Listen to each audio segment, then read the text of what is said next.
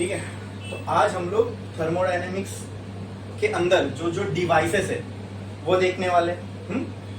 अच्छा, अगर हम लोग इस चैप्टर में कोई डिवाइसेस देख रहे हैं, इसका सिंपल सा मतलब ये है वो थर्मोडायनेमिक्स के लॉ को फॉलो करता होगा, बराबर। ठीक है, मतलब वो एक एप्लीकेशन, ऐसा भी बोल सकता हूं मैं कि वो एक एप्लीकेशन है थर्मोडायनेमिक्स का। ठीक है, जिसमें एक हिंट मैं आपको दे देता हूं, जिसमें हम लोग इस रूम में एक चीज लगी हुई है उसका भी वर्किंग देखेंगे, एसी। ठीक है, ये एसी पूरी कैसे काम करती है पूरा अच्छे से समझेंगे। ठीक है, वो लास्ट में होगा। तो अगर मैंने ये कह दिया कि अगर हम लोग एसी के बारे में पढ़ने वाले इसी चैप्टर में, इसका मतलब जिस एसी के नीचे अभी हम लोग बैठे हैं वो खुद भी एक क्या है, थर्मोडायनेमिक सिस्टम है। यानी जो फिजिक्स आप पढ़ रहे हो उस फिजिक्स के एक्चुअल एप्लीकेशन के नीचे आप बैठे हो। जो चैप्टर आप पढ़ रहे हो उसका रियल लाइफ एप्लीकेशन है ये।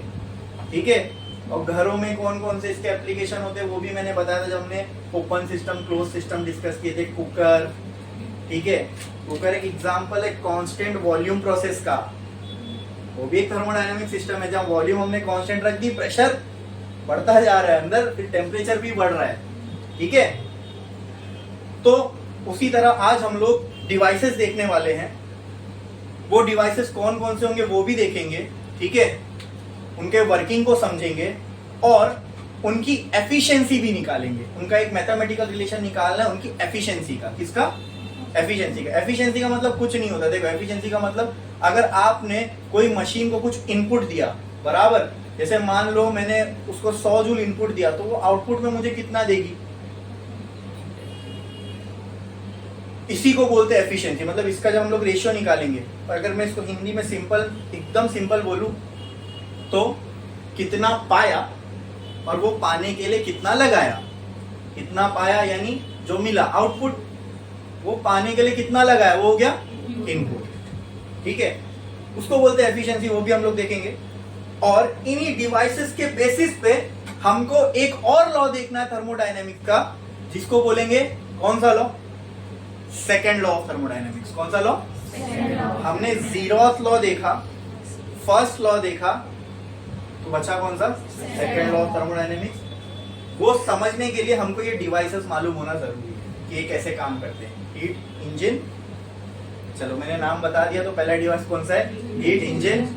ठीक है, फिर देखेंगे रेफ्रिजरेटर, फिर देखेंगे हीट पंप, और इन तीनों के हमको एफिशिएंसी के फॉर्मूलेज भी निकालने हैं। ठीक है, तो सबसे पहला डिवाइस जो हम देखने जा रहे हैं उसका नाम है हीट इंजन। ठीक है, अब बेसिकली हीट इंजन करता क्या है? ये वही हीट इंजन है जो सब गाड़ियों में लगा होता है, इंजन। ठीक है, उसी को थोड़ा सा यहाँ पे एक नया नाम दे दिया, हीट इंजन, क्योंकि अंदर हीट प्रोड्यूस होती है, सिंपल। ठीक है, अब ये जो हीट इंजन है, ये कैसे ऑपरेट करता है, इसकी क्या एफिशिएंसी होगी, इसको समझने के लिए ना आपको दो चीजें और देखनी पड़ेंगी, जिसका नाम है सोर्स और सिंक। लेकिन उससे भी पहले एक काम कर देना, अपन इसका डेफिनेशन लिख लेते हैं पहले हीट इंजन का। ये डिवाइस है क्या और ये क्या काम करता है। ठीक है, तो स्टार डालो और लिखो हीट इंजन। देखो heat engine,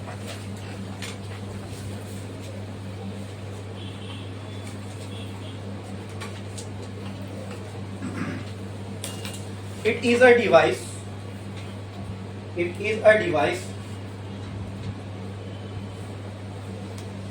which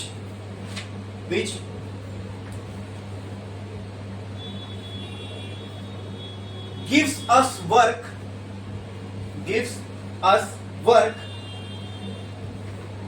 when heat is supplied to it. When heat is supplied to it.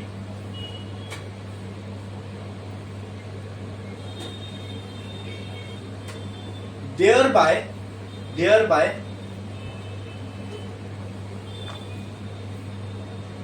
exchanging heat with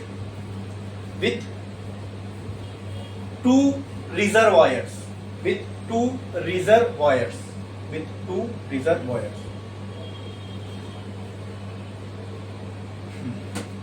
देखो अब हमने क्या लिखा, heat engine is a device which gives us work, मतलब ये तुमको क्या करके देगा, वर्क। क्या करके देगा, क्या करके देगा, क्या करके देगा, कब, ये वर्क तुमको कब करके देगा, जब, यस नेक्स्ट आगे बढ़ो, उसी में आंसर है, when heat is supplied to it. देखो वर्क एक एनर्जी है, वो प्रोड्यूस करके देगा कौन, heat engine, but can energy be created, तो ये तो फर्स्ट लॉ का वायलेशन हो जाएगा, एनर्जी को हम लोग क्रिएट नहीं कर सकते, बस क्या कर सकते हैं, उसको एक फॉर्म से दूसरे फॉर्म में कन्वर्ट, तो वर्क तो हमको देगा हीट इंजन, बट कौन सी एनर्जी को कन्वर्ट करके वर्क बनाएगा, जो आप सप्लाई कर रहे हो। अरे आपने उसको कुछ दिया, आपको क्या चाहिए, हीट इंजन से वर्क चाहिए, बराबर, तो उसको कुछ देना भी तो पड़ेगा, तो क्या दोगे आप उसको ताकि वो आपको वर्क दे, लिखा है ना हमने, क्या सप्लाई कर रहे हैं हम लोग उसको, हीट। हीट इंजन आपको वर्क प्रोड्यूस करके देगा, कब, जब आप उसको हीट दोगे। So both are forms of energy, आपने एक फॉर्म में एनर्जी दी, उसने आपको दूसरे फॉर्म में कन्वर्ट करके दी। अरे भाई एक फॉर्म से दूसरे फॉर्म में एनर्जी को कन्वर्ट करने के लिए बीच में कुछ चाहिए, समझे, जैसे मैकेनिकल एनर्जी को अगर इलेक्ट्रिकल एनर्जी में कन्वर्ट करना है, there also you need a device, that device is called as generator. ये तो तुम्हारे घरों में लाइट आ रही है, ये किसी जनरेटर से प्रोड्यूस होकर आ रही है। जनरेटर उसको कैसे प्रोड्यूस करता है, जब वहां पे उसका फैन, बड़े बड़े टरबाइन रोटेट हो रहे होंगे, और उस टरबाइन को रोटेट करते हैं ना जब हम लोग, उसको बोलते हैं मैकेनिकल एनर्जी, ठीक है। वो मैकेनिकल एनर्जी कन्वर्ट हो रही है किसमें, इलेक्ट्रिकल एनर्जी में, ठीक है।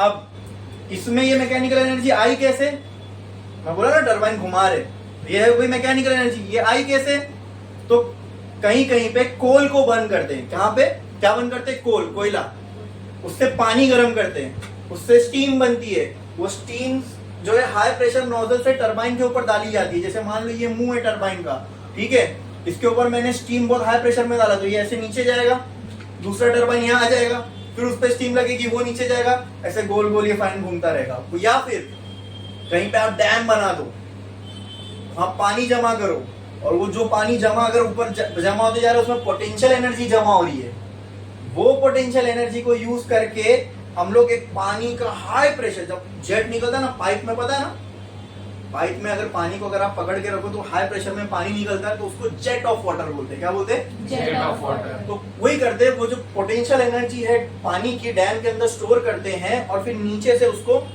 खोल देते हैं। जैसे मान लो पाइप लगा, उसको आपने खोल दिया, तो क्या होगा, यहाँ से अभी बहुत टॉप तक पानी भरा है और नीचे आपने नल खोल दिया, तो क्या होगा, बहुत प्रेशर से पानी बाहर निकलेगा। बस उसी पानी के आगे टरबाइन का ब्लेड लगा देते हैं, वो घूम रहा है, इस टरबाइन के पीछे लगा होता है जनरेटर, वो जनरेटर प्रोड्यूस करेगा इलेक्ट्रिसिटी, फिर वो आती है। तो यहाँ कुछ नहीं हो रहा है, यहाँ बस एनर्जी का एक फॉर्म दूसरे फॉर्म में कन्वर्ट होते जा रहा है, ठीक है। Potential energy got converted into mechanical energy, and the mechanical energy got converted into electrical energy, ठीक है, ठीक है, ओके। तो उसी तरह जैसा मैंने अभी कहा ना आपको, एनर्जी को हम क्या कर सकते हैं, क्या कर सकते हैं, कन्वर्ट कर सकते हैं, एक फॉर्म से दूसरे में ट्रांसफर कर सकते हैं, एक फॉर्म से दूसरे फॉर्म में, ओके ओके ओके। बट ये करने के लिए कुछ चाहिए ना भाई, कोई डिवाइस चाहिए, ठीक है। तो उसी तरह यहाँ पे वर्क, हीट एनर्जी को वर्क में कन्वर्ट करने के लिए हम एक डिवाइस का इस्तेमाल कर रहे हैं, that device is called as heat engine, ठीक है। क्या प्रोड्यूस करने के लिए दोस्तों, प्रोड्यूस क्या करना है, हीट इंजन का मकसद क्या है, वर्क प्रोड्यूस करना है, ठीक है।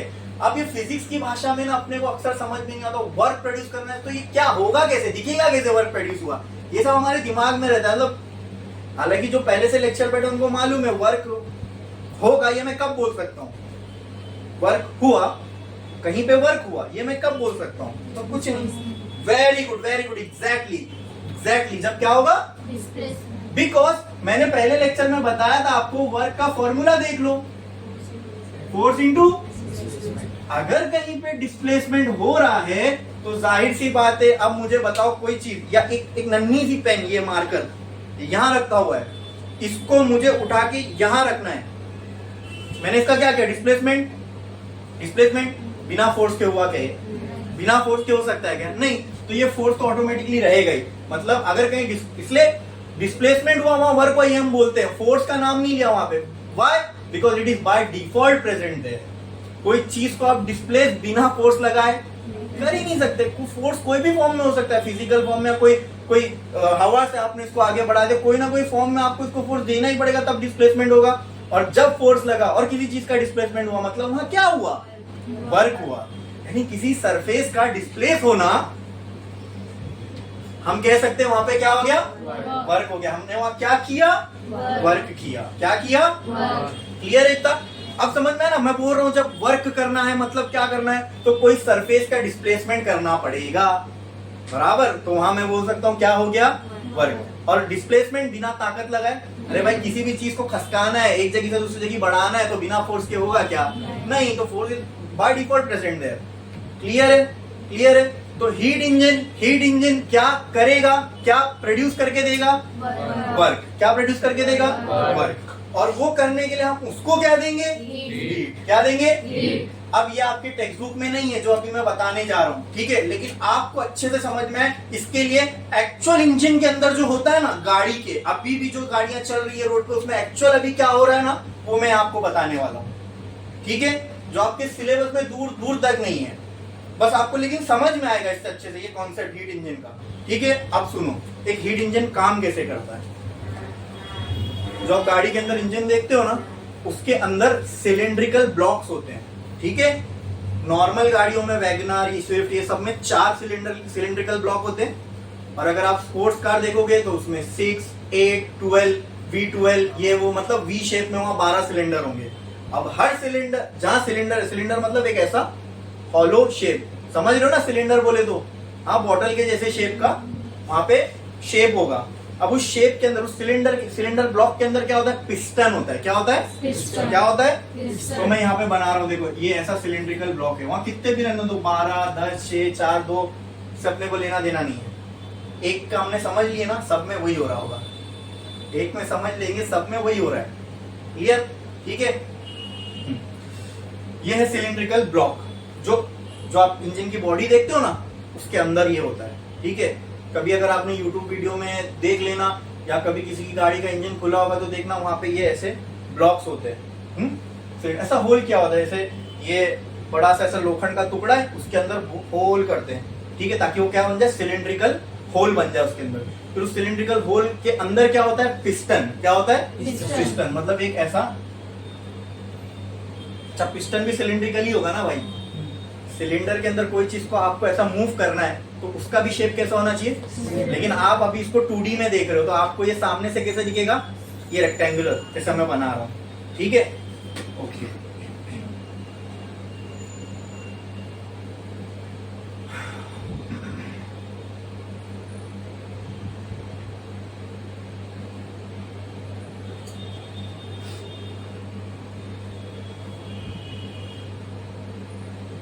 ठीक है। अब इसके अंदर क्या होता है, यहाँ पे ना, यहाँ पे एक प्लग होता है जिसको हम बोलते हैं स्पार्क प्लग। ये दो के बीच में एक स्पार्क जलती है। क्या होता है? स्पार्क। समझते हो ना, गैस का लाइटर जब जलाते हो तो उसको देखोगे, ऐसा दबाओगे तो एक छोटी सी चिंगारी आती है, ठीक है। वैसा एक स्पार्क प्लग इधर होता है। क्या होता है? यहाँ पे एक वेल्व होती है जिसको हम लोग बोलते हैं इनलेट वेल्व। क्या बोलते हैं? ठीक है। फिर यहाँ पे एक और वेल्व होती है जिसको हम लोग बोलते हैं आउटलेट वेल्व। क्या बोलते हैं? Outlet valve. ठीक है। ये इनलेट वेल्व के ऊपर एक डिवाइस लगा होता है, उसको बोलते हैं कार्बोरेटर।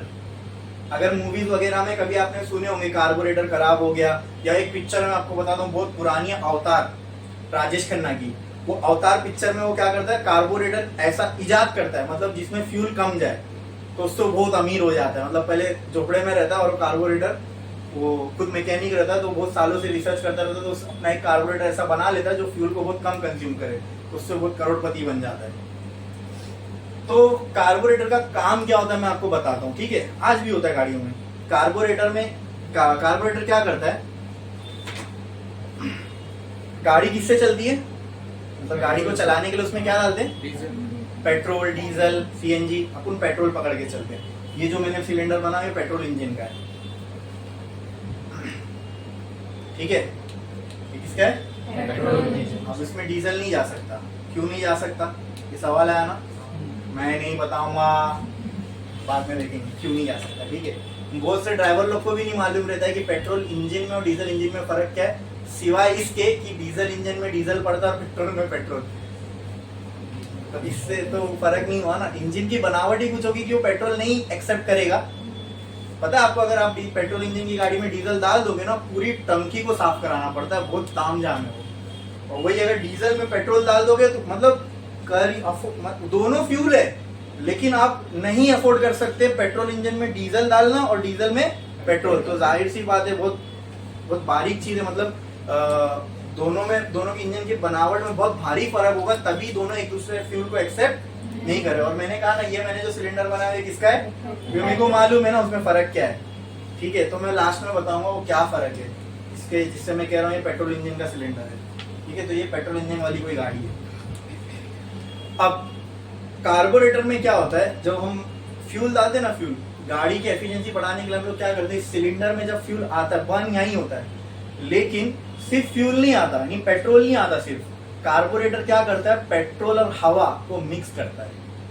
क्या करता है? इसका एक ही पर्पस है, कंबशन। हवा अगर होगी तो कंबशन अच्छे से होगा, अंदर ऑक्सीजन वगैरह है, जितना ज्यादा ऑक्सीजन प्रेजेंट होगा कंबशन अच्छे से होगा। दूसरा, हवा साथ में डालेंगे तो फ्यूल कम लगेगा ना। हाँ, और अंदर फ्यूल कैसे जाता है मालूम है? आप सोचते हो जैसा तुमने एक मान लो मेरे पास ट्यूब है, उसमें पेट्रोल भरा और एक सिलेंडर इस पेट्रोल में था, पलटी मार दिया, तो ऐसे तरल रूप में, जैसे नल का पानी बहता ना, ऐसे नहीं जाता फ्यूल।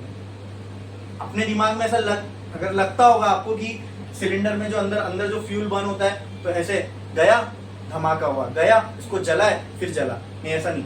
इसमें कैसा मालूम, वो स्प्रे देखो स्त्री वाले यूज करते ना, ऐसा जो स्प्रे मारते हैं, उसमें कैसे पानी ऐसे स्प्रिंकल फॉर्म में निकलता है।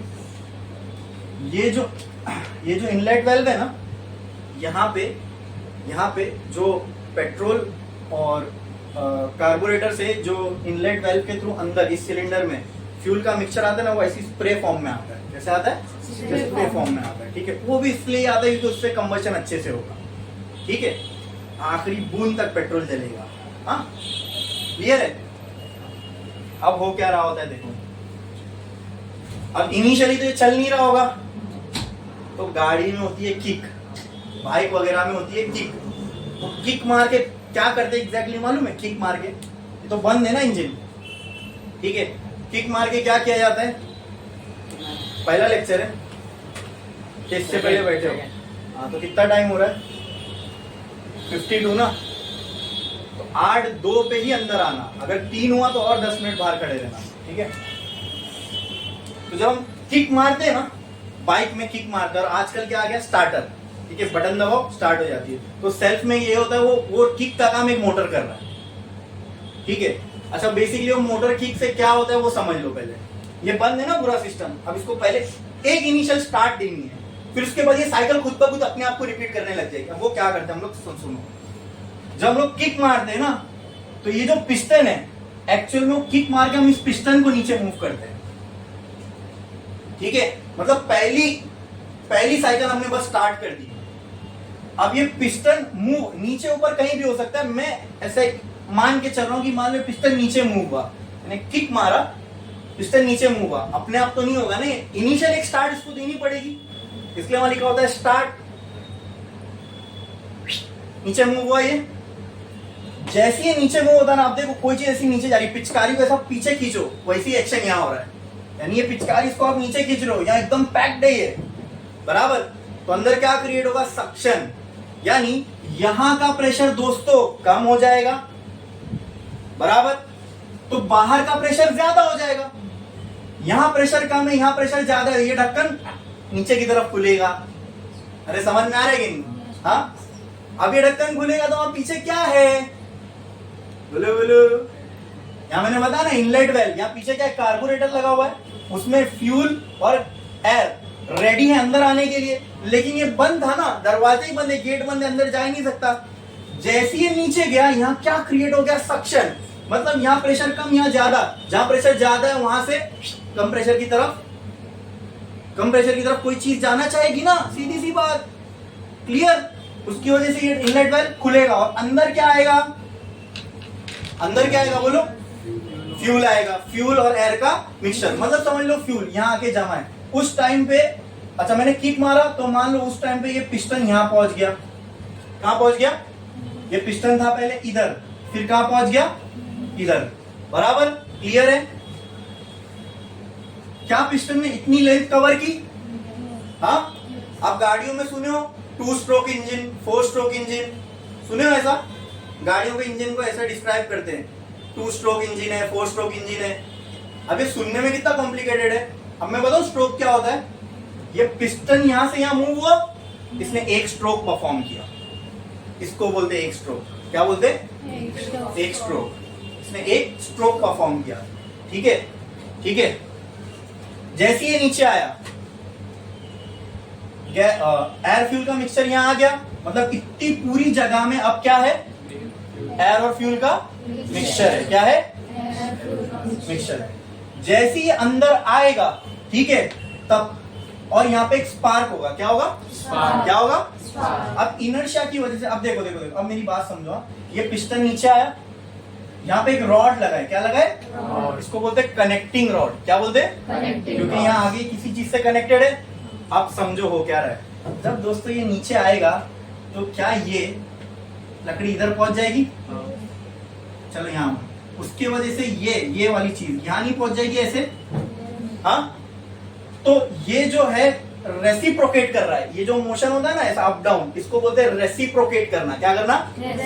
तो इसका रेसिप्रोकल मोशन क्या इसके सर्कुलर मोशन में कन्वर्ट हो रहा है? अरे बोलो बोलो, अरे बोलो। सुनने में आ रहा है? समझ में आ रहा है कि नहीं आ रहा है? समझ में आ रहा है कि नहीं आ रहा है? पिस्टन पहले कहाँ था? इधर पे, फिर कहाँ पहुंचा? ये क्या हुआ? एल। हाँ, ये क्या हुआ? पिस्टन का वेरी गुड। ये पिस्टन का क्या हुआ? क्या हुआ? डिस्प्लेसमेंट। अगर किसी सरफेस का डिस्प्लेसमेंट हो रहा है तो क्या मैं कह सकता हूँ यहाँ पे वर्क हुआ। क्या हुआ? अब वो जो फोर्स चाहिए था वो करने के लिए वो अभी हमने दिए। तो इनिशियल वाली साइकिल को भूल जाओ, आगे पे ध्यान देते हैं। ठीक है, अब इनर्शिया की वजह से अब ये अपने आप जाके यहाँ रुकेगा नहीं। मान लो ये ऐसा एक चक्कर लगा लिया, लेकिन जब ये देखो, ये इसके नीचे आने से ये रॉड ऐसे जा रहा है। ठीक है, अब इनर्शिया की वजह से ये रॉड, जैसे पंखे को बंद करे, बटन बन के कब ऐसा तो नहीं रुक जाता ना, बन के तो थोड़ा घूमता है, फिर धीरे धीरे रुकता है। जैसे आपने किक मारे, ये नीचे गया और इसके पास थोड़ी सी इनर्शिया थी, उसकी वजह से ये वापस इधर आया। जब ये वापस इधर आएगा तो क्या ये पिस्टन ऊपर मूव कर रहा होगा? ऊपर मूव कर रहा होगा। अब ऊपर जब ये मूव करेगा उस टाइम पे क्या होगा? ये अब यहाँ प्रेशर ज्यादा हो गया। अब भाई किसी चीज को तुम दबा रहे हो, पिचकारी को अगर आप ऐसे प्रेस कर रहे हो तो जितना भी अंदर चीज है वो बाहर जाएगी। वो बाहर क्यों जा रही है? क्योंकि अंदर प्रेशर अब ज्यादा है, बाहर कम है। कोई चीज एक जगह से दूसरी जगह प्रेशर डिफरेंस की वजह से, पानी जो है प्रेशर डिफरेंस की वजह से ही जा पाएगा। वैसे यहाँ पे अंदर गैस है, वो भी एक फ्लूइड है। ठीक है, लिक्विड एयर, वो भी एक फ्लूइड है। अब अंदर आप इसको प्रेस कर रहे हो तो उसकी वजह से क्या होगा? बाहर का प्रेशर कम, अंदर का प्रेशर। अब दोनों ढक्कन टक बंद। समझ में आ रहा है कि नहीं आ रहा है? समझ में आ रहा है कि नहीं आ रहा है? आ रहा है कि नहीं आ रहा है? समझ में आया सबको? दोनों ढक्कन क्या हो गए? और पिस्टन उस वक्त कहां पहुंच चुका होगा? इधर पे। बराबर, पहले यहां से यहां गया, अब कहां से कहां जा रहा है? वापस से इसने कितनी लेंथ कवर कर ली? ये कितना स्ट्रोक हो गया? दूसरा स्ट्रोक। समझ में आया? क्लियर है? इसमें किसी को कोई डाउट है? अरे बोलो बोलो बोलो बोलो, कोई डाउट है? नहीं। पिस्टन पहुंच गया इधर पे वापस। किधर पे? इधर पे। अब इतनी जगह खाली है, इतनी जगह खाली है क्योंकि ये भी टक टक ऊपर चले गए ना। ये दोनों भी, ये इधर पे, ये इधर पे। अब इतनी जगह खाली है। बराबर, और उतनी सी जगह में क्या है? Compressed fuel. उतनी सी जगह में क्या है? Compressed fuel. तब कुछ नहीं होगा, तब एक चिंगारी निकलेगी बस। ये क्या होगा? स्पार्क होगा। क्या हुआ? ये स्पार्क। अब आपने कोई गोला बारूद या कोई जलने वाली चीज को बहुत छोटी सी जगह में दबा के रखे हो। हाँ, इमेजिन करो कोई जलने वाली फ्लेमेबल चीज को आपने एक छोटी सी वॉल्यूम में एकदम कंप्रेस करके रखे हो और वहां आपने उसको चिंगारी दे दी है, वहां क्या होगा? वेरी गुड, एग्जैक्टली, धमाका। क्या होगा? धमाका। वहां पे हो गया धमाका। वहां पे जो ब्लास्ट हुआ ठीक है, तो ब्लास्ट होने के बाद क्या निकलेगी? हॉट गैसेस, है ना?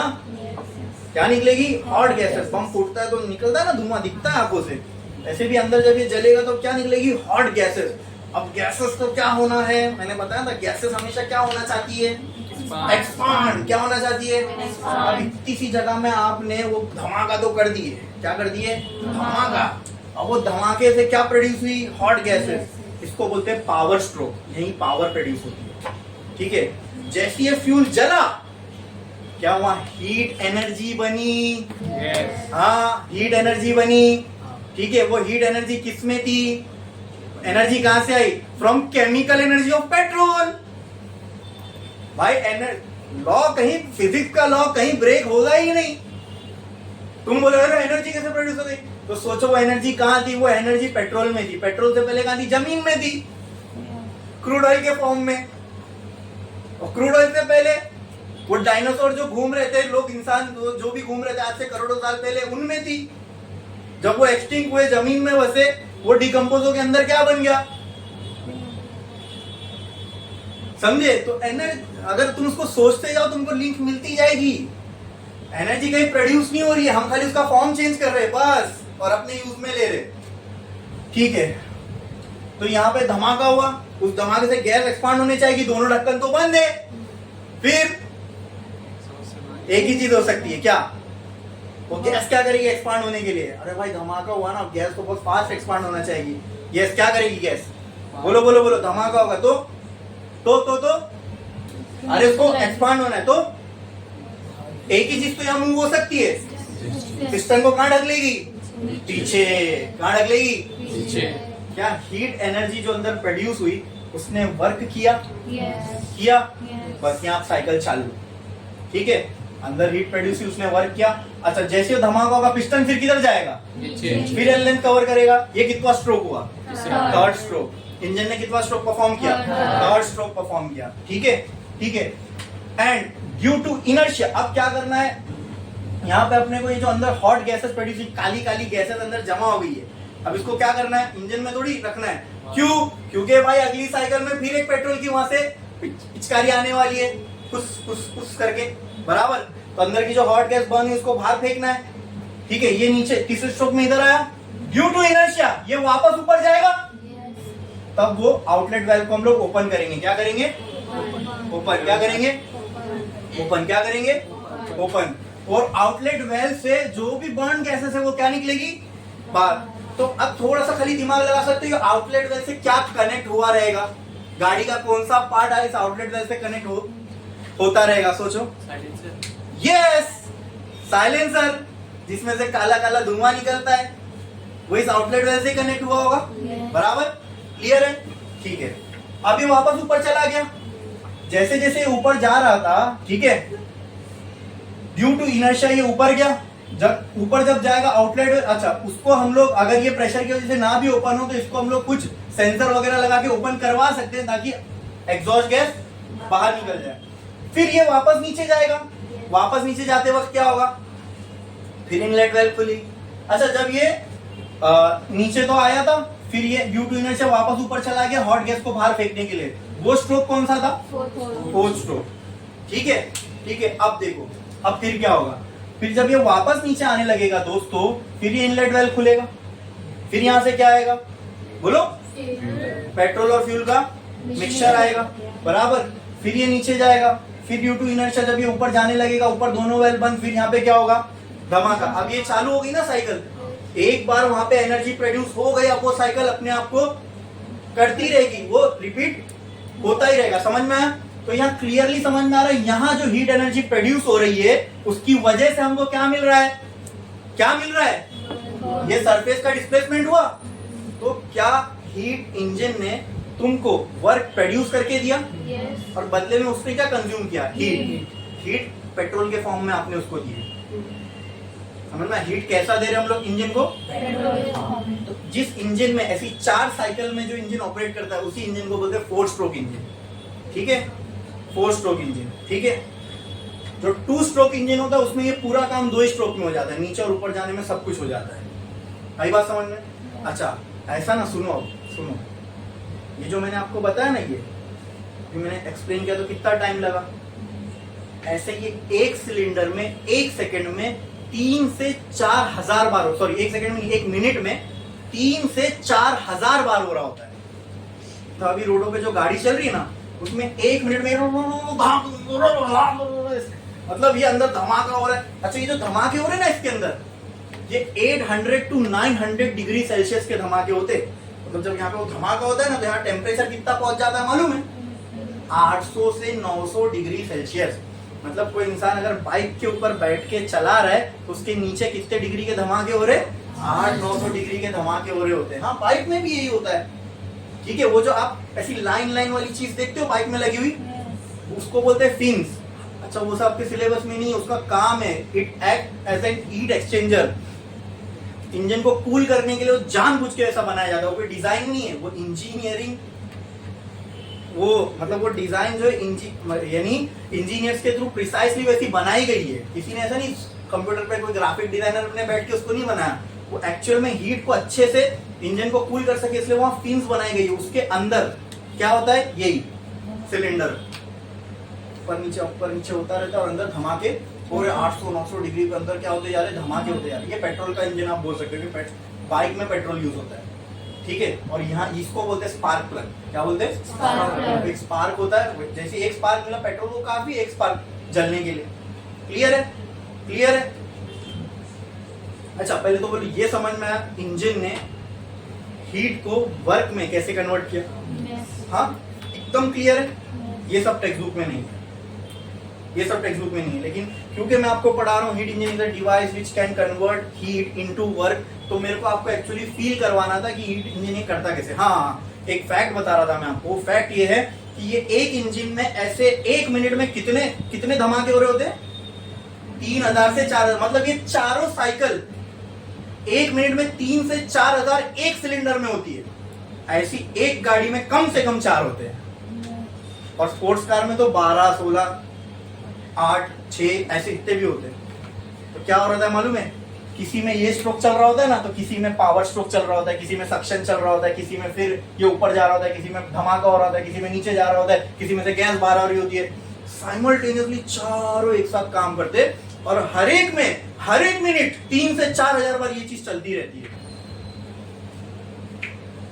तो अगर आप ऐसे सोचने जाओ कि मतलब अच्छा ये प्रिसाइसली होना चाहिए, प्रिसाइसली होना चाहिए। जैसे इसमें पावर स्ट्रोक चल रहा है तो इसमें सक्शन चल रहा है, इसमें गैस बाहर आ रही है और ये अब ऊपर जा रहा है।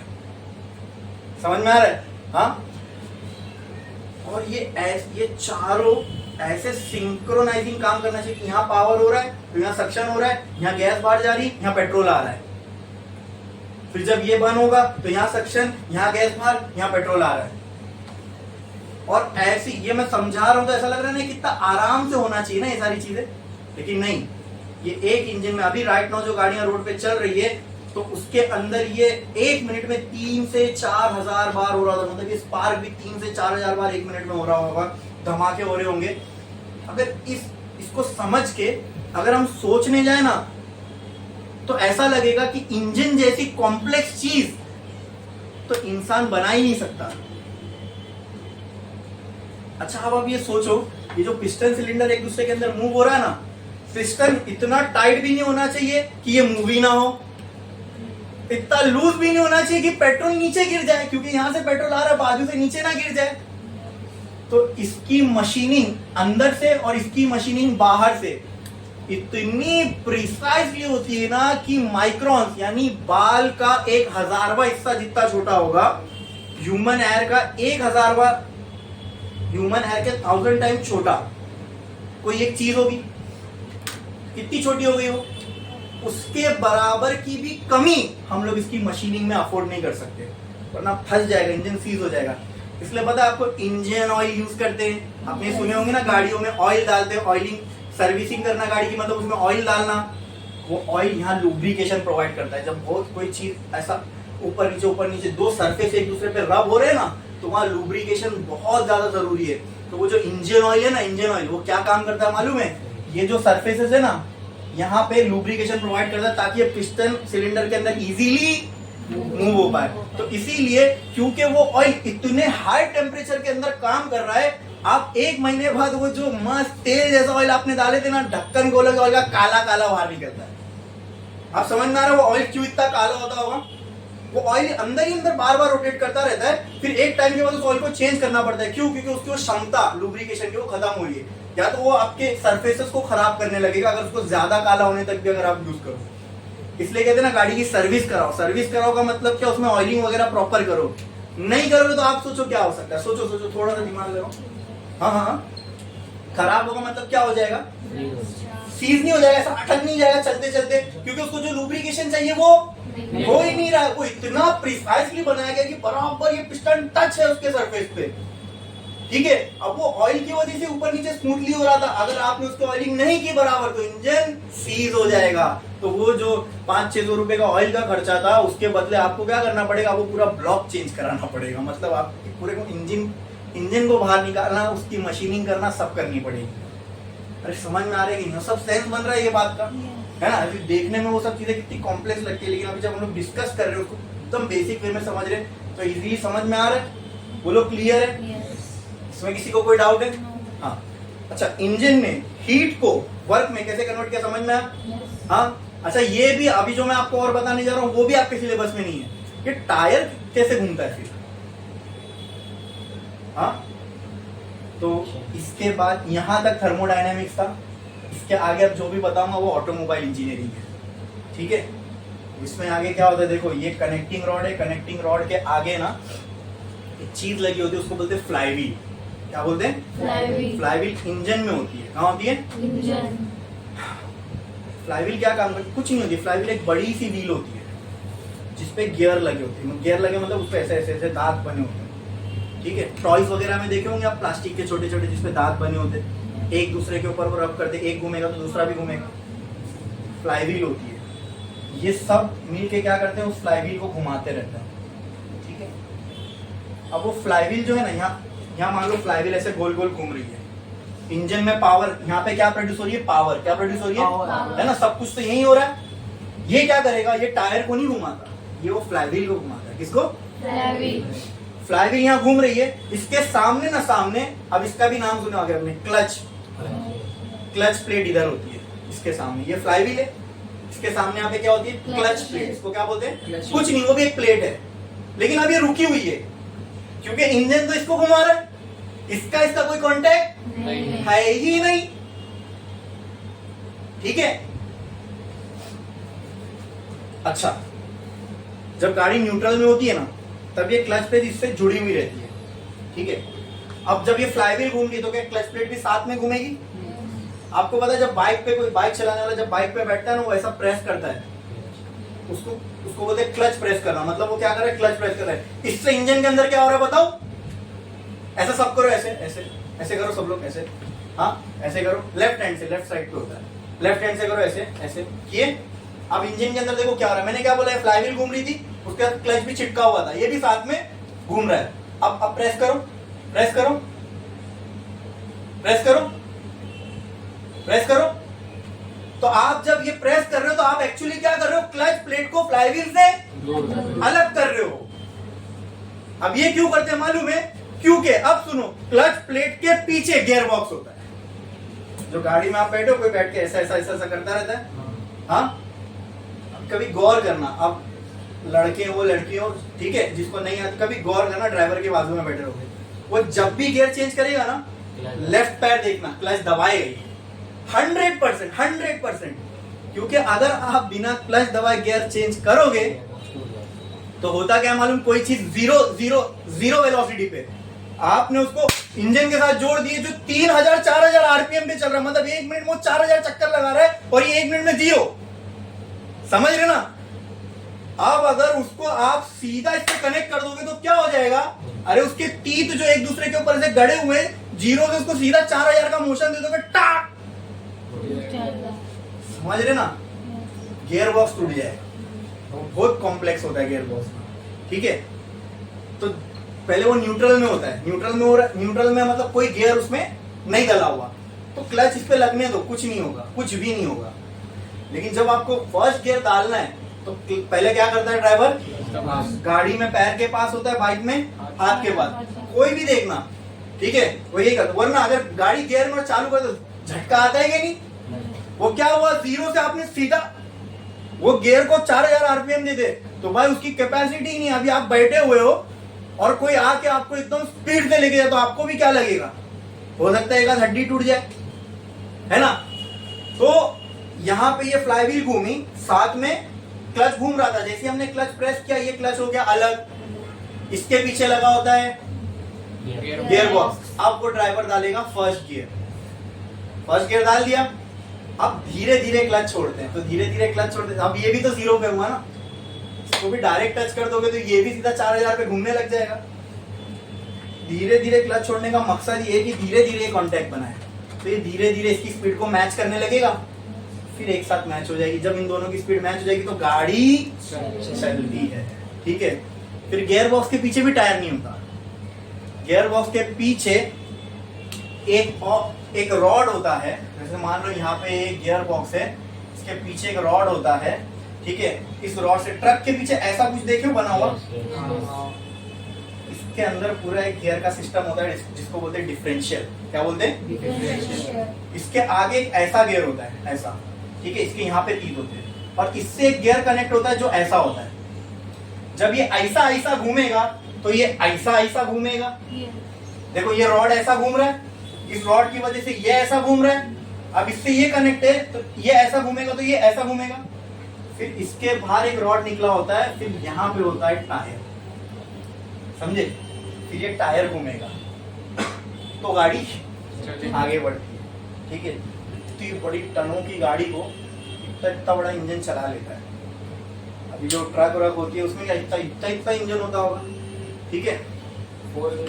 25, हाँ 4 व्हील ड्राइव 2 व्हील ड्राइव में फर्क क्या है मैं आपको बताता हूँ। देखो 4 व्हील में कैसे चलते हैं, तो ये 4 व्हील की तो बात बता रहा हूँ, गाड़ी की तो बात बता रहा हूँ। ये जैसे नॉर्मली 4 व्हीलर जो है ना वो उसकी। अब 4 व्हील ड्राइव और 2 व्हील ड्राइव में क्या होता है, 2 व्हील ड्राइव में ना जो देखो गाड़ी इंजन ने पावर यहाँ प्रोड्यूस किया, जो चल रहा इंजन जिसको चला रहा है वो आगे वाला टायर है कि पीछे वाला टायर है, जरा सोच के बोलो। पीछे वाला टायर है ना, ये जानबूझ के करते हैं, इसको बोलते रियर व्हील ड्राइव, इसको बोलते रियर व्हील ड्राइव। अब तुम एक एक नाम सुन, अभी तुमको समझ में आ रहा, कहीं सुने होंगे ना तो उसका एक्चुअल यूज यहाँ समझ में आ रहा होगा। तो ये समझो किसी चीज को पीछे से धक्का देना आसान है बजाय आगे से खींचने के। तो इंजन में जो पावर दी जाती है वो पीछे के टायर्स को, गाड़ी में जो पावर दी जाती है वो पीछे के टायर्स को दी जाती है। यही कॉन्सेप्ट समझ लो कि पीछे से धक्का देना आसान है। 4 व्हील ड्राइव में क्या होता है, एक गियर बॉक्स में एक्स्ट्रा ऐसा होता है, अगर वो कनेक्ट कर दो तो ये अब ये 2 टायर भी इस इंजन से ही चलेंगे, उसको बोलते हैं 4 व्हील ड्राइव। तो 4 व्हील ड्राइव का काम आती है जहाँ पे स्लिपरी सरफेस है, जहाँ पे अगर गाड़ी कहीं फंस जाए तो वहां से अगर आपको निकालना है तो सिर्फ 2 टायर जहाँ काम नहीं आ रहे, 4 व्हील ड्राइव कर दोगे तो गियर कनेक्ट हो जाएगा, ये दोनों भी अब इंजन से चलने लगेंगे, ठीक है। ये सिर्फ ऐसे खड़े हैं बस चुपचाप, इंजन चला किसको रहा है पीछे, वो चलेंगे तो ये ऑटोमेटिक चलेंगे। ये सिर्फ डायरेक्शन प्रोवाइड करते हैं, तुम ऐसे स्टीयरिंग घुमाए इधर रहेगा इधर रहेगा, बस इसका काम ऐसा ऐसा ऐसा ऐसा होना है। किसका? आगे के टायर का। मेन जो पावर जा रही घुमाया जिसको जा रहा है एक्चुअल में वो कौन सा है? पीछे वाला टायर। बोलो क्लियर है? अच्छा एक और सवाल पूछता हूँ, इसका जवाब दे सकता है तो बताओ। गाड़ी में टोटल अक्सर जो अपने रोड पे गाड़ी चलती है, स्पोर्ट्स कार की बात नहीं कर रहा हूँ, नॉर्मल जो गाड़ियां होती है उसमें 5 गियर होते हैं। तो ऐसा क्यों नहीं करते कि डायरेक्ट 5वें गियर में डाल दो गाड़ी को? अरे भाई 5वां तो सबसे पावरफुल होगा ना, वहां चलेगी, सीधा एकदम 0 से 100 की स्पीड में ले जाओ, होएगी नहीं, गाड़ी चलेगी नहीं, ठीक है। अंदर जो गियर लगे होते हैं ना उसमें भी बड़ी इंजीनियरिंग लगी हुई है। गाड़ी जब रेस्ट से हिलाना है ना तो फर्स्ट गियर में ही हो सकती है, ठीक है। क्योंकि फर्स्ट गियर में क्या होता है मालूम है, यहाँ पे जो गियर बॉक्स है जो हम ये सब शिफ्ट करते हैं ना, तो इंजन से जो पावर आ रही है, मान लो जो इंजन में गियर लगा हुआ उसमें 100 दांत है, कितने? 100। तो जो फर्स्ट गियर में दांत होंगे ना वो 500 या 1000 होंगे, तो उसको ताकत लगेगी ना इसको घुमाने में, ठीक है। वो फर्स्ट गियर होता है। और 5वें गियर में क्या होता है मालूम, अगर इसमें 100 है ना तो 5वें में 10 ही होंगे। ये एक बार घूमेगा वो 10 बार घूमेगा, इसलिए 5वें पे गाड़ी फास्ट भागती है। ऐसी चौथा तीसरा ऐसा करोगे तो स्पीड क्या होती जाएगी? पहले पे सबसे कम, क्योंकि इसके तीत कम, ये एक बार घूमेगा वो आधा भी नहीं घूमेगा, समझे? तो जो ताकत चाहिए ना, ताकत, लेकिन वो मिलेगी। क्या चाहिए? इस टाइम पे ताकत चाहिए। क्यों? किसी चीज, अरे भाई 500 किलो की चीज को आपको जगह से हिलाना है, तो उसके लिए क्या चाहिए? ताकत। ठीक है, अब समझना, फिर वो गाड़ी आगे बढ़ती है। ठीक है, वो भी एक डिस्प्लेसमेंट हो रहा है, लेकिन एक्चुअल जो पहला डिस्प्लेसमेंट हुआ एनर्जी की वजह से, वो कहाँ हुआ? हार्ट जो है, हार्ट, दिल जो इस मशीन का, इंजन का, वो कहाँ पे? इंजन। और इंजन में भी कहाँ पे? उस सिलेंडर ब्लॉक के अंदर। बोलो पूरा समझ में आया? ठीक है, यहाँ पे क्या प्रोड्यूस हुई? हीट। और उस हीट की वजह से पिस्टन का क्या हुआ? डिस्प्लेसमेंट। बस इतना आपको यहाँ थर्मोडायनेमिक्स है, यहाँ तक। ठीक है, वर्क प्रोड्यूस हो गया। क्या इंजन ने आपको हीट के बदले वर्क प्रोड्यूस करके दिया? एकदम क्लियर है? इसमें किसी को कोई भी डाउट है? हाँ, अब तक मैंने बताया, लेक्चर की शुरुआत से लेके अब तक, यकीन मानो ये चीज जो है, ये थर्मोडायनेमिक्स में आपको कोई नहीं एक्सप्लेन करेगा। मतलब मैंने आपको ऑटोमोबाइल इंजीनियरिंग यहाँ पे थोड़ी सी पढ़ा दी, और उसका रीजन सिर्फ एक है। क्या? अब जो हम लोग आगे देखने वाले वो आपको अच्छे से, और क्या देखने वाले कि heat engine is a work producing device. भाई वर्क प्रोड्यूस कर रहा है तो कैसे कर रहा है? वो एक्चुअल में मुझे आपको फील कराना था कि कैसे वर्क प्रोड्यूस, और वर्क कैसे प्रोड्यूस होगा? जब कोई सरफेस का डिस्प्लेसमेंट होगा, और वो इंजन में कैसे हो रहा है ये समझा? इसलिए पूरी इंजन की बनावट आपको मैंने एक्सप्लेन किया। ठीक है, एक सवाल बाकी रहा, वो कौन सा? पेट्रोल और डीजल। यस, अरे वाह, याद है आप लोग को, मतलब इंटरेस्ट है जानने में। हाँ, ये मैंने क्या कहा, ये कौन सा है? Petrol engine. ठीक है, वाह। तो अब मैं आपको फर्क बता रहा हूँ, समझो। ठीक है, बहुत नए गाड़ी चलाने वालों को भी नहीं मालूम होता कि पेट्रोल इंजन और डीजल इंजन में फर्क क्या होता है। डीजल इंजन में ये होता ही नहीं है। अब यहाँ फिर एक और सवाल पैदा हो जाएगा, फिर फ्यूल बर्न कैसे होगा? फ्यूल बर्न कैसे होगा? जलेगा कैसे? ठीक है, तो ये खासियत है डीजल की। ठीक है, कि जब ये कंप्रेस होता है ना, मैंने आपको बताया कंप्रेस होता है, उसके बाद ही फ्यूल बर्न होता है। जब आप किसी चीज को, जैसे पेट्रोल या डीजल किसी चीज को बहुत ज्यादा कंप्रेस कर दोगे, तो क्या इसका प्रेशर बढ़ेगा? उसकी वजह से क्या इसका टेम्परेचर भी बढ़ेगा? एग्जाम्पल, आप सबको मैंने इस रूम की 4 गुना छोटी जगह में दबा के रख दिया, तो आप पहले तो बहुत ज्यादा कंप्रेस रहोगे, पर से आपको गर्मी लगेगी? या इस रूम में मैं 1000 लोगों को ठूस दूंगी, इस रूम में गर्मी महसूस होगी? क्या एसी काम करेगी इसमें? एसी तो वही टेम्परेचर पे, लेकिन आपको गर्मी महसूस होगी, मतलब टेम्परेचर बढ़ेगा। तो आप सोचो ना, यहाँ इतनी सी जगह में इतने सारे पेट्रोल के मॉलिक्यूल को एकदम ऐसा कंप्रेस कर दिया पुण्य, कई 100 बार का यहाँ पे प्रेशर बन गया, और उसकी वजह से टेम्परेचर क्या हो जाता है? बहुत हाई। और डीजल जो है, अंदर जो टेम्परेचर बनता है ना, उसी पे खुद सेल्फ क्या हो जाता है? इग्नाइट। ये डीजल की खास बात है कि उतने हाई प्रेशर, जब उसको इतने हाई प्रेशर पे कंप्रेस करे, तो अंदर इतना टेम्परेचर बन जाता है कि वो डीजल को सेल्फ इग्नाइट करने के लिए काफी है। पेट्रोल उतने पे बर्न नहीं होगा, पेट्रोल को और हाई टेम्परेचर चाहिए, तो वो देने के लिए हमने अंदर क्या लगाया? स्पार्क्स। और डीजल में वो नहीं चाहिए। आई बात समझ में? क्लियर है? तो ये फर्क होता है डीजल और पेट्रोल इंजन में, कि डीजल इंजन में स्पार्क प्लग होता ही नहीं। ठीक है, मैं YouTube पे देख रहा था, उसमें एक IAS का इंटरव्यू चल रहा था, उसमें से किसी ने पूछा what is the difference between a diesel engine and petrol. यानी MPFI इंजन है ना, कार्बोरेटर इंजन। कार्बोरेटर इंजन मतलब वो जिसमें पेट्रोल जा रहा है। MPFI multi point fuel ignition बोलते हैं। MPFI का मतलब होता है multi point fuel ignition system. ठीक है, वो डीजल में होता है, वहाँ स्पार्क प्लग नहीं होता, बस उसमें फ्यूल डालते रहते हैं। ठीक है, तो MPFI का मतलब होता है डीजल, उसको एक फैंसी नाम आप बोल सकते हो दिया गया। ठीक है, और कार्बोरेटर इंजन का मतलब होता है हाँ।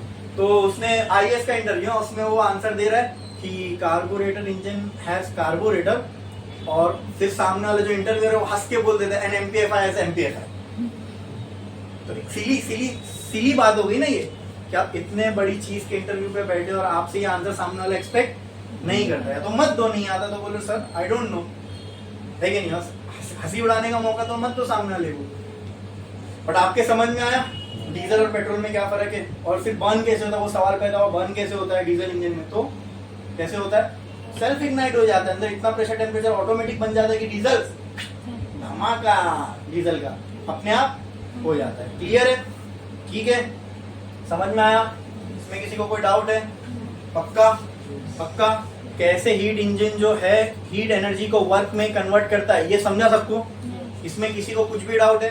एकदम क्लियर है, एकदम क्लियर है, पक्का पक्का पक्का। क्या लिखे हमने? कोई एक जन पढ़ो पढ़ो पढ़ो पढ़ो पढ़ो पढ़ो, आप पढ़ो जोर से। हीट इंजन का क्या डेफिनेशन लिखे थे? जल्दी बस। It is a device which when ये अपने को वर्क करके देता है। कब? जब उसको हीट। और इंजन कैसे हीट को वर्क में कन्वर्ट करता है समझे? वो इंजीनियर्स का काम है भाई। ये इंजीनियरिंग का ही कमाल है। जो आप ये इंजन मशीन देख रहे हो ऐसे ऐसे काम कर रही है, ये किसी ने सोचा होगा पहले से, फिर उसको एक्चुअल वजूद में लाए कि इसको मशीन करके ऐसा ऐसे शेप देके बनाओ। ये इंजीनियर्स का चमत्कार है, ठीक है, जिन्होंने इस मशीन को वजूद में लाया ताकि हम पॉइंट ए से पॉइंट बी पे जल्दी जा सके। और इन्होंने फॉरएवर के लिए घोड़ों को रिप्लेस कर दिया। क्योंकि पहले घोड़े चलते थे तो जो पहले इंजन बने वो हॉर्स से कंपेयर होने लगे कि ये इंजन 2 घोड़े की पावर जितना, 2 घोड़े की पावर है इसमें, इसलिए इंजन की जो यूनिट्स होती ना हॉर्स पावर बनी। अरे घोड़े चलते थे ना, हाँ, तो इन्होंने फॉरएवर के लिए घोड़ों को रिप्लेस कर दिया। आपको बताऊं एक फैक्ट, दुनिया की जो सबसे पहली गाड़ी थी वो किसने बनाया था? मर्सिडीज बेंज का नाम सुने हो? हाँ, तो बेंज उसका सरनेम था, मुझे एक्चुअल उसका फर्स्ट नेम याद नहीं, तो उसी ने बनाया था। और फर्स्ट ड्राइवर कौन था? दुनिया का मतलब पहली बार कोई गाड़ी बनी और उसका पहला ड्राइवर कौन था? She was a lady. दुनिया की पहली गाड़ी, पहली ऑटोमोबाइल, पहली कार, और उसका ड्राइवर एक लेडी थी जिसका नाम है बर्ता बेंज। उसके ऊपर पूरी मूवी है, ठीक है। जो बेंज की वाइफ थी वो इंजीनियर था जिसने इस ऐसी चीज को बनाया जो बिना घोड़े के चल सके। और बर्ता बेंज, बट वो बहुत क्या बोलते हैं, शायद था, ये डरा हुआ था कि अगर मैं इसको बाहर लेके निकलूं और अगर मैं फेल हो गया तो मेरी बदनामी होगी। बहुत बहुत पहले के जमाने की बात है। तो बर्ता बेंज ने क्या किया, अपने दोनों बच्चों को लेकर अपने मायके चली गई। 100 किलोमीटर का सफर था, वो तय करने उसको 3 दिन लगे, ठीक है। और जब गांव थे उस टाइम पे, और जब वो गांव में चल रही थी तो लोगों ने क्या कहा मालूम? विच विच बोल के भाग रहे थे। क्या बोल के? विच का मतलब इंग्लिश में चुड़ैल है ना। यहाँ की तो नहीं थी, हिंदुस्तान की तो बाहर, ठीक है। वाई? थोड़ा सोच सकते हो, क्योंकि दुनिया ने पहली बार किसी कैरियज को बिना घोड़े के आगे बढ़ते हुए देखा था। आप सोचो ना वो चीज कितनी फैसिनेटिंग होगी। किसी ने, आज हम तो रोज देखते हैं, यानी वो जो पीछे का शेप था वो पूरा कैरियज जैसा था, जो घोड़े के पीछे रहता है वो पूरा था, लेकिन आगे घोड़ा था ही नहीं, वो स्टीम इंजन था जो पीछे लगा हुआ था और उससे वो चल रहा था पूरा। वो मैकेनिज्म उसने तैयार कर लिया था, वो वर्क करता है कि नहीं वो उसको पता नहीं था। तो उसकी वाइफ ने लेके निकल ली, जिस गांव से वो गुजरी लोग उसको विच विच बोल के यहाँ वहां भागने लगे। उनको लगा चुड़ैल है कि बिना घोड़े के कोई कैरियज कैसे चल सकता है। जैसे हमारे समझो हमारे सामने कोई टाइम मशीन, या फिर वो होता है ना एक जगह से दूसरी जगह डायरेक्ट चले गए, टेलीपोर्टेशन, मतलब मैं यहाँ खड़ा हूँ कहीं और चला जाऊँ, या कुछ भी अजूबा जैसी चीज आपके सामने ना, तो वैसा आज हमारे लिए वो अजूबा है क्या? नहीं। लेकिन सोचो तो वो भी कितना फैसिनेटिंग लगता होगा ना। अरे हाँ यार, जब पहली बार दुनिया में निकला होगा तो वो चीज कैसी रही होगी देखने में। तो मैंने उसका आपको फैक्ट बताना है, the first lady of the whole world, first driver of the whole world was a, ये तो 100% नहीं मालूम होगा, और मालूम पड़ा तो भी कितना वो लगता है ना, फैसिनेटिंग। हाँ यार, अब एक लेडी वो ड्राइवर की पहली बार किसी ने, इंसान की जात ने अगर पहली बार किसी ने अगर बिना घोड़े की कोई गाड़ी चलाई तो वो एक औरत थी, ठीक है। और रास्ते में चलते चलते न जाने वो ऑटोमोबाइल के क्या क्या पार्ट डिस्कवर हो गए मालूम, ब्रेक वगैरह वो रास्ते में डिस्कवर हो गए। वो मूवी देखोगे तो आपको समझ में आएगा, मैंने भी नहीं देखा, ठीक है। क्लियर है? समझ में आया? हाँ, तो ये इंजीनियर्स का कमाल था, किसी ने बनाया इंजन और ये चीज हुई। आपको पता है साइंस है ना, साइंस कोई भी साइंस दुनिया में इसी तरह आगे बढ़ता है। पहले वो ऑन थियरी ना, ऑन पेपर एक थियरी होती है, ऑन पेपर एक थियरी होती है, फिर वो काम होता है साइंटिस्ट का। फिर इंजीनियर्स क्या करते हैं पता है? साइंटिस्ट, फिजिसिस्ट, उनका काम ये होता है कि नेचर के जो आसपास चीजें हो रही है इनके जवाबों को खोजना, और उसको एक पुख्ता प्रूफ के साथ दुनिया के सामने रखना। फिर इंजीनियर्स क्या करते हैं, उस नॉलेज को यूज करके एक्चुअल एक डिवाइस वजूद में लेके आते हैं। फिर बड़े बड़े बिजनेसमैन क्या करते हैं, उस डिवाइस का मास प्रोडक्शन कर देते हैं, और फिर आम लोगों के लिए वो यूज में आती है। ठीक है, जैसे पहले पहले जब गाड़ियां बनने लगी ना, उसको बनाना बहुत मुश्किल था। तो आपने एक नाम सुने होंगे, फोर्ड कंपनी, उसके फाउंडर था हेनरी फोर्ड। उसने सबसे पहले दुनिया में असेंबली लाइन शुरू की। आज भी कारें वैसी मैन्युफैक्चर होती है। उसने कार को चीप और फास्ट बनाना चालू कर दिया, तब कार अफोर्डेबल होगी। इलेक्ट्रिसिटी के साथ सेम है ये चीज टेस्ला ने की। तो आज आप एसी करंट अपने घर में देखते हो ना, ये टेस्ला की देन है। इससे पहले एडिसन ने डीसी करंट की खोज की थी, but it was very expensive and at that time electricity was a luxury. आज डे टू डे नीड है ना अपनी, at that time electricity was a luxury. उसको आम लोगों तक पहुंचाने का काम, जैसे कारों को आम लोगों तक पहुंचाने का हेनरी फोर्ड ने किया, उसी तरह इलेक्ट्रिसिटी को आम लोगों तक पहुंचाने का काम टेस्ला ने किया। ठीक है, चलो अभी अपन टॉपिक से बहुत ज्यादा बाहर चले गए थे। अब आते हैं अपन वापस हीट इंजन पे। तो हीट इंजन कैसे काम करता है वो समझ में आया, लेकिन मैं बीच बीच में आप लोगों को बताता इसलिए हूं ना, ताकि फिजिक्स में अपने को इंटरेस्ट आए। ठीक है, फिर बोरिंग नहीं लगेगा लेक्चर। जब ऐसे ऐसे जब आंखें ऐसे चौंधिया जाती है ना, जब कोई चीज मैं बताता हूँ, फैक्ट बताता हूँ, तो समझ में, अरे हाँ यार ये तो बड़ी इंटरेस्टिंग चीज है, इसके बारे में जानना चाहिए अपने को, है क्या नहीं। हीट इंजन कैसे हीट को वर्क में कन्वर्ट करता है, समझ में आया। ठीक है, अब आगे का जो लास्ट स्टेटमेंट था वो पढ़ो। हीट कन्वर्ट वर्क हीट, फिर आगे देयरबाय एक्सचेंज। ये काम तो करता है हीट इंजन, लेकिन इसके लिए इसको क्या चाहिए, दो रिजर्वायर। काम करता है किसके बीच में, दो रिजर्वायर के बीच में। अब देखो, अब मैं हीट इंजन का क्या बोलते हैं फ्री हैंड डायग्राम बना रहा हूं। ये है हीट इंजन, क्या है ये हीट इंजन। ये काम करता है दो रिजर्वायर के बीच में, ये एक रिजर्वायर, ये एक रिजर्वायर। ठीक है, इसके नीचे लिखो, इसके नीचे एक पॉइंट लिखो, स्टार डालो और एक पॉइंट लिखो। Heat engine operates between two reservoirs. Heat engine operates between two reservoirs. Heat engine operates between two reservoirs. Heat engine operates between two reservoirs, known as source and sink. Known as source and sink. Source and sink. ठीक है, next point लिखो। Source is a reservoir which is at higher temperature, which is at higher temperature, which is at higher temperature. अब क्योंकि यहाँ temperature ज्यादा है, यहाँ heat भी ज्यादा होगी, तो इसीलिए हीट इंजन हीट लेगा कहां से, सोर्स से। तो नेक्स्ट पॉइंट लिखो, heat engine takes heat from the source. Heat engine takes heat from the source.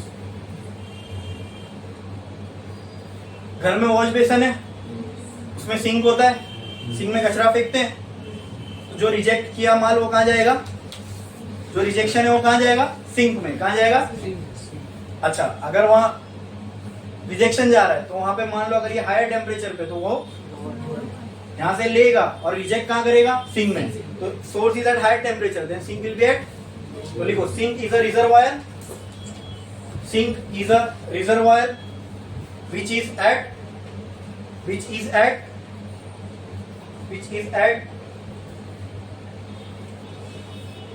which is at lower temperature,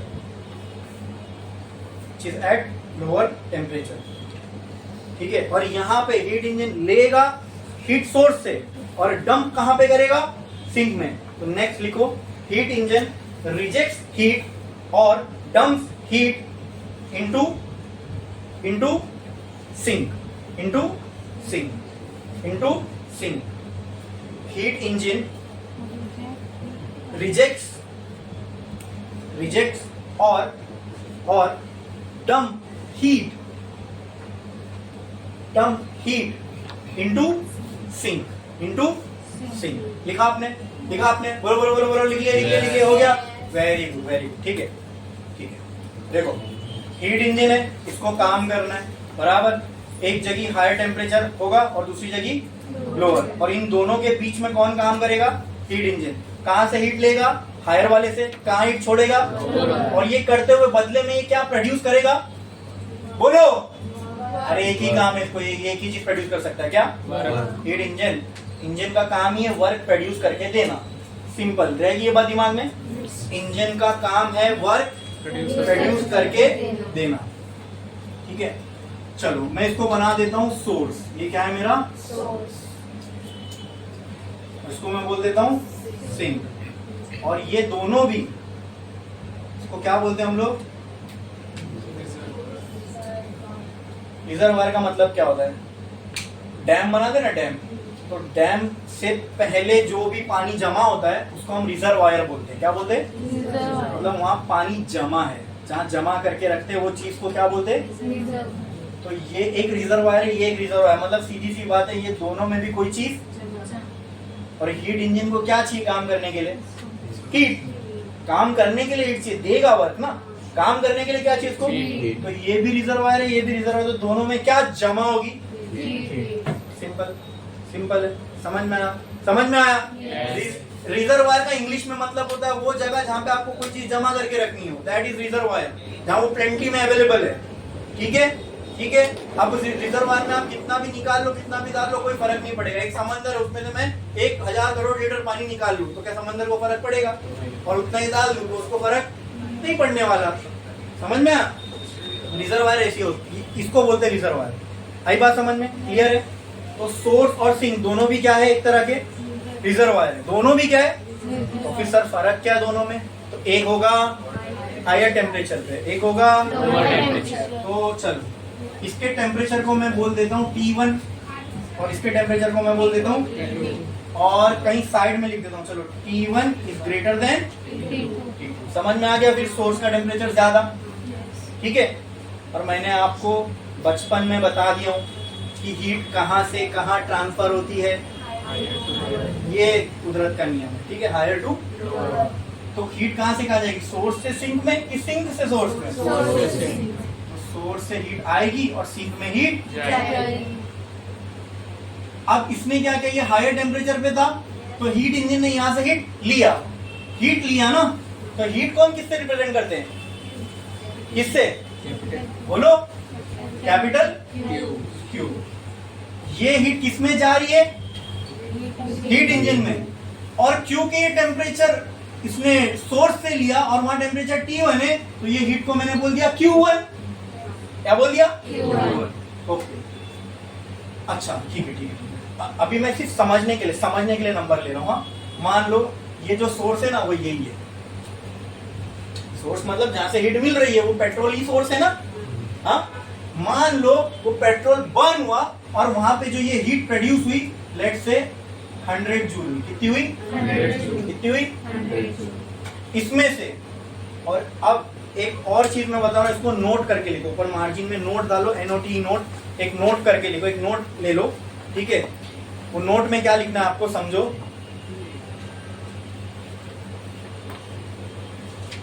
heat can not be fully converted into work. Can not be, ऐसा लिख लो, 100% converted into work. Heat can not be 100% converted into work, but work can be converted into 100% heat. Work can be converted into 100% heat. ठीक है, देखो दोनों ही क्या है? दोनों ही क्या है? हीट और वर्क। बोलो बोलो, दोनों ही क्या है? हीट और वर्क एनर्जी के फॉर्म है। मैं क्या कह रहा हूं, हीट जो एनर्जी है इसको आप पूरा का पूरा वर्क में, वर्क भी एक एनर्जी ना, कन्वर्ट हो सकती है। लेकिन हीट एनर्जी को आप पूरा का, मतलब आपके पास अगर 100 जूल हीट है तो आप इसको 100 जूल वर्क बनाना चाहो तो आप नहीं बना सकते। नेचर अलाउ नहीं करेगा। क्या बोल रहा हूं मैं? आप नेचर के खिलाफ जा ही नहीं सकते, ठीक है। अच्छा, मैं बोल रहा हूँ इसलिए नहीं, ये हो रहा है इसलिए हम पढ़ रहे हैं। एक सिंपल सी बात है, हम जब जो पढ़ रहे हैं, हम इसको पढ़ रहे इसलिए ये हो नहीं रहा है। ये हो रहा है इसलिए हम इसको पढ़ रहे हैं। तो ये हुआ, हमने यहाँ हीट प्रोड्यूस की 100 जूल, हमने वर्क चेक किया कितना मिला, तो वो 100 जूल मिला ही नहीं हमको। 100 जूल वो कहाँ जाता है सर? फिर मैंने कहा ना कि जब भी दो चीज एक दूसरे पर रब कर रही होती है ना, वहाँ फ्रिक्शन होता है। क्या होता है? इसी के लिए तो वहाँ ऑयलिंग किए थे। बट आप, मैंने कहा ना, आप एनर्जी के लॉस को मिनिमम कर सकते हो बट एलिमिनेट नहीं कर सकते, जीरो नहीं कर सकते। तो जो बची हुई एनर्जी थी वो कहाँ लॉस हो जाती है? फ्रिक्शन में। कहाँ लॉस हो जाती है? और जो दूसरे पार्ट से वो गर्म होते हैं। अब वो गर्म, पेट्रोल तो प्रोड्यूस हुआ था, पेट्रोल प्रोड्यूस हुआ था इस इंजन को आगे पीछे करने में, टायर को घुमाने में। पेट्रोल को बर्न करने से इंजन को गर्म करना मकसद था क्या? लेकिन फिर भी वो होता है ना, तो that is randomness of energy, entropy. ठीक है, तो मैंने कहा ना स्कोप के बाहर की चीजें, एंट्रोपी वगैरह हमको नहीं पढ़ना है। तो यहाँ पे 100 जूल हीट प्रोड्यूस हुई। कितनी हुई? 100 जूल। उसमें से मान लो कुछ लॉस हुई और मुझे यहाँ पे मिली 60 जूल। क्या मिली? 60 जूल। तो ये 60, इंजन से कोई चीज बाहर निकल रही है तो वो क्या होगा? इंजन मुझे कुछ दे रहा है, इंजन मुझे दे रहा है। इंजन का काम क्या है? क्या देना? Yes, very good, engine will give me work. Let's say that work was 60 joule. तो क्या अभी तो नोट में लिखे heat can not be converted 100% work. ठीक है, वर्क को कर सकते हो। देखो ये वर्क कर रहा हूँ मैं, सरफेस डिस्प्लेस हो रहा है, हाथ का वर्क कर रहा हूँ। यहाँ जो हीट प्रोड्यूस हो रही है ना, वो इक्विवेलेंट अमाउंट की है। ठीक है, समझ में आया? बोलो क्लियर है? अब बची कितनी? 40। बची कितनी? 40। कहाँ गई? गायब हो गई। समझ में आया? क्लियर है? पक्का? पक्का? 40 जूल कहाँ, क्या हो गई? गायब। मतलब आप कह रहे हो एनर्जी डिस्ट्रॉय हो गई? तो ये अगर मैं कह रहा हूं तो अभी तो हाँ बोले थे। यूनिवर्स इसको अलाउ करेगा? नेचर अलाउ करेगा? ये किसका वायलेशन है? किसका? यस, किसका? First law that energy can not be destroyed. वो 40 जूल गायब तो नहीं हुई, कहीं ना कहीं गई होगी। ये सिंक है। तो बची हुई 40 जूल यहाँ चली गई, Q2। बची हुई 40 जूल कहाँ गई? यहाँ पे। भाई जब इंजन वहाँ पे बर्न होता है तो साइलेंसर पे से भी तो हॉट गैस बाहर निकलती है ना, वो ठंडी होती है क्या? अगर वहां से हीट बाहर निकल रही है तो जाहिर सी बात है, हीट है मतलब वहां पे क्या है? एनर्जी है। और उसको वो एनर्जी कहाँ से मिली होगी? एक ही जगह से जहाँ प्रोड्यूस हो रही है ना? तो प्रोड्यूस कितनी हुई थी? और वो साइलेंसर में से जो बाहर निकली उसमें भी तो वो इस बात का सबूत है दया। वो चीख चीख कर ये चीज कह रही है, अगर साइलेंसर को हाथ लगाओ तो चटका लगता है। वहां चटका लगा, इसका मतलब वहां पे क्या है? हीट है। वो हीट आई कहां से? वो हीट यहीं तो जनरेट हुई थी, इसी में से कुछ हिस्सा बाहर। बट वो हमारे काम में आ रही है क्या? काम में आ रही है क्या? It got rejected. तो काम में नहीं आ रही तो वो रिजेक्ट हो गई ना। लेकिन गर्मी लेके जा रही है अपने साथ, अपने एनर्जी का लॉस हो गया। वो अपने एनर्जी का क्या है? तो पेट्रोल में एनर्जी बर्न हुई, वो पूरी एनर्जी हम इस्तेमाल ना ही कभी कर सकते, वरना वो आइडियल मशीन हो जाएगी। आइडियल कोई चीज आइडियल नहीं होती, 100% एफिशिएंसी पे काम नहीं कर सकती। ठीक है, समझ में आया? हाँ, ठीक है। अब एनर्जी का हिसाब देखते हैं। प्रोड्यूस कितनी हुई? इन दोनों को मिला लो,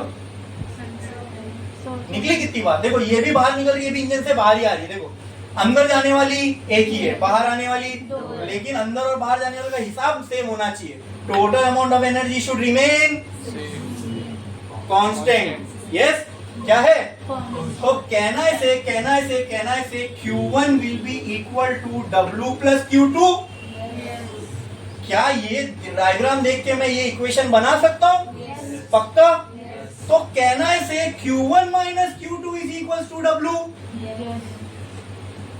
बस आगे आपको इंजन वर्क प्रोड्यूस कर कितना करता है उसकी इक्वेशन समझना मुश्किल था? समझ में आया? पूरा यहाँ से समझे, फिर वो लॉजिक यहाँ अप्लाई किए, पूरा समझ में आ गया कि हीट इंजन क्या प्रोड्यूस करता है? तो वर्क की इक्वेशन निकालो, लो आ गई। समझ में आया?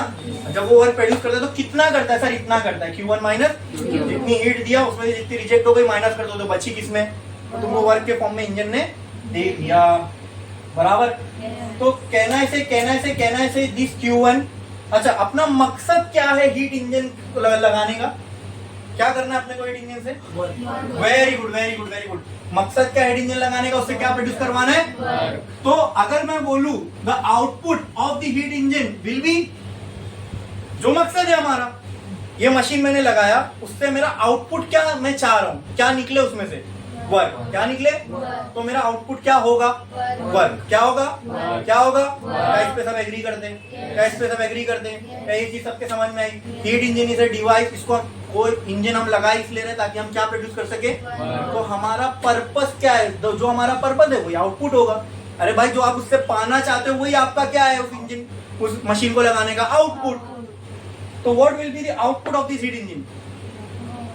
वर्क और Q2, क्योंकि यहाँ से दो एरो बाहर निकल रहे हैं। किसी को डाउट होगा, सर जो इंजन से बाहर निकल रहा है वो आउटपुट हुआ इंजन का।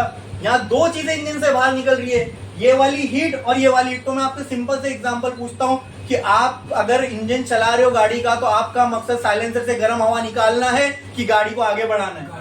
गाड़ी जो आगे बढ़ेगी वो पिस्टन के मूव होने से बढ़ेगी, साइलेंसर से गर्म हवा निकलने से। दोनों ही हीट बाहर निकल रही इंजन से, लेकिन जो मकसद है वो हमारा आउटपुट होगा। हम फोकस उस पे करेंगे, आउटपुट यानी जो पर्पस है उस मशीन को बनाने का। तो हमारा इंजन को बनाने का पर्पस क्या है? वर्क प्रोड्यूस करना। ये दोनों भी इंजन से बाहर निकल रही है, लेकिन आउटपुट कौन सा लूंगा? और मैंने आपको बताया एफिशिएंसी, कोई चीज कितनी एफिशिएंट है। मतलब अगर मान लो तुमने एक बिजनेस चालू किया, तुम्हारा बिजनेस कितना एफिशिएंट है, कितना प्रॉफिटेबल है, तुमको पता लगाना। तुम सिंपल क्या करोगे? कितना पाया, वो पाने के लिए कितना लगाया, तो तुमको समझ में आ जाएगा तुम्हारा बिजनेस कितना एफिशिएंट है, चालू रखना है, नहीं रखना है, बंद कर देना, समझ में आया? तो कितना पाया, एफिशिएंसी। ठीक है,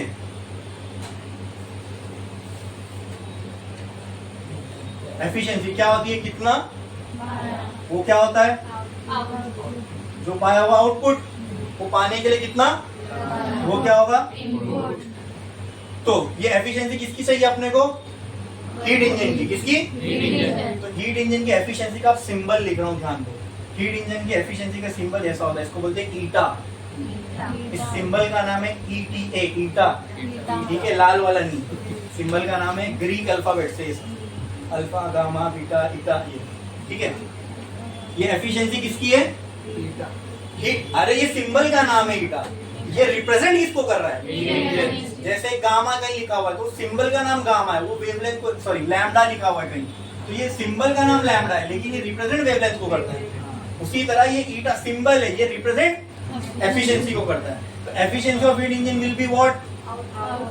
आउटपुट अपॉन इनपुट। अब मैंने आपको बताऊं, जग जाहिर फॉर्मूला दे दिया, या आउटपुट और इनपुट वाला ना, टेक्स्ट बुक में आपको ये फॉर्मूला नहीं मिलेगा, टेक्स्ट बुक में आपको जब आगे लिखने वाले वो मिलेगा।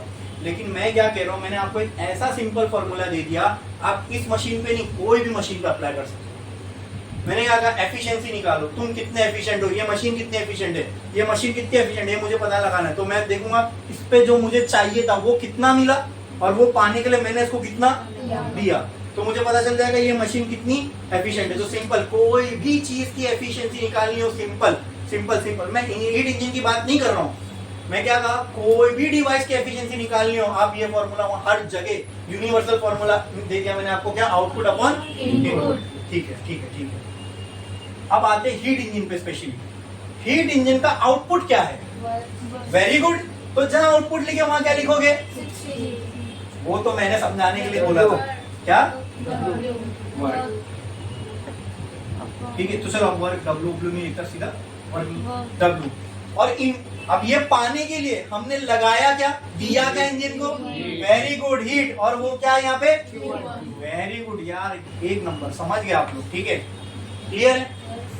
अब आप मुझे बताओ दोस्तों, क्या मैं वर्क की जगह, आ गया एफिशिएंसी का फॉर्मूला, खत्म, यही है थर्मोडायनेमिक्स, यही है इसका एफिशिएंसी का फॉर्मूला। मैंने कहा ना हीट इंजन का एफिशिएंसी का फॉर्मूला निकालना है। क्या मैं वर्क की जगह ये लिख सकता हूँ? ये भी मैंने पहले ही कर लिया था, लिख सकता हूँ कि नहीं? तो can I write this as Q1 minus Q2 upon, तो कुछ नहीं करना है, आप कुछ नहीं, अब खत्म, फिजिक्स खत्म यहाँ पे, यहाँ फिजिक्स, अब मैथ बचता है। ये डिनोमिनेटर सेपरेट करूंगा मैं, तो क्या मैं इसको ऐसा लिख सकता हूँ, Q1 upon Q1 minus Q2 upon, तो can I write the efficiency of heat engine will be equal to 1 minus Q2 upon आ गया, this is the formula for efficiency of. और अगर आपसे परसेंटेज में पूछा इन परसेंटेज, तो ये एफिशिएंसी का फॉर्मूला हो जाएगा 1 माइनस Q2 बाई Q1, बस इसको क्या कर देने का 100 से मल्टीप्लाई, तो आपको जो आंसर आएगा वो किस में आएगा, परसेंटेज में आएगा। ठीक है, एफिशिएंसी अक्सर परसेंटेज में दी रहती है और अक्सर परसेंटेज में पूछी जाती है। ठीक है, तो आपको कुछ नहीं करना है, खाली ये जो भी आंसर आएगा इसको 100 से आ गया। मुश्किल था, समझ में आया? ठीक है, एकदम सिंपल, लॉजिकली समझो इसको। हीट इंजन एक डिवाइस है, वो दो रिजर्वायर के बीच में काम करेगा। एक किस पे है, हायर टेम्परेचर पे, एक है जो हायर पे उसका नाम है, जो लोअर पे उसका बीच में क्या है, तो हायर वाले से हीट इंजन ने हीट लिया, मान लो जितनी भी लेगा उसमें से कुछ अमाउंट का वो क्या प्रोड्यूस करेगा, तो जो बचा वो कहाँ जाएगा, सिंक में। तो क्या मैं बोल सकता हूँ ये दोनों मिला के इसके बराबर होगा, तो मैंने यहाँ लिख दिया Q1 equal to W plus Q2। तो यहाँ से मुझे W की एक इक्वेशन मिल गई, उसको रख दो साइड में, उसको रख दो साइड में, ये तो हीट इंजन के लिए वैलिड हो गया, रख दो साइड में। इसके बाद हमारे एफिशिएंसी में मैं हीट इंजन की बात नहीं किया, मैंने कहा कोई भी एफिशिएंसी हो, दुनिया में किसी भी चीज की एफिशिएंसी निकालने हो, एक फॉर्मूला याद रखो, कितना पाया वो पाने के लिए कितना लगाया, कितना पाया इस आउटपुट, वो पाने के लिए जो लगाया दैट इज इनपुट। तो एफिशिएंसी का एक जग जाहिर फॉर्मूला मैंने आपको दे दिया, that is output upon input. अब फोकस करो हीट इंजन पे, इसका आउटपुट क्या है, मतलब इससे आप चाहते क्या हो, उसका आउटपुट वर्क, तो मैंने आउटपुट की जगह क्या लिख दिया, इसको उस वर्क पाने के लिए आपने क्या दिया उसको, वो थी Q1, वो लिख दिया आपने वहाँ पे। अब कुछ भी नहीं किया, जो वर्क की इक्वेशन पहले से बना के रखी थी उसको वर्क की जगह पे लिख दिया, यहाँ फिजिक्स खत्म, फिर क्या बचा, मैथ्स, डिनोमिनेटर अलग किया, 1 माइनस Q2 बाई Q1, खत्म, आ गई हीट इंजन की एफिशिएंसी। ठीक है, अब ये नॉर्मल हीट इंजन की एफिशिएंसी है। आगे चल के हम लोग एक और इंजन पढ़ेंगे जिसका नाम है कार्नोट इंजन। कौन सा इंजन, कार्नोट इंजन। अब वो टेंशन मत लो, कार्नोट इंजन क्या कभी सुने नहीं हो, हम लोग उसकी पूरी साइकिल पढ़ने वाले। लेकिन बस यहाँ पे एक चीज तुमको मालूम होना चाहिए, अगर कार्नोट एफिशिएंसी पूछा, हीट इंजन की कार्नोट एफिशिएंसी पूछा, क्या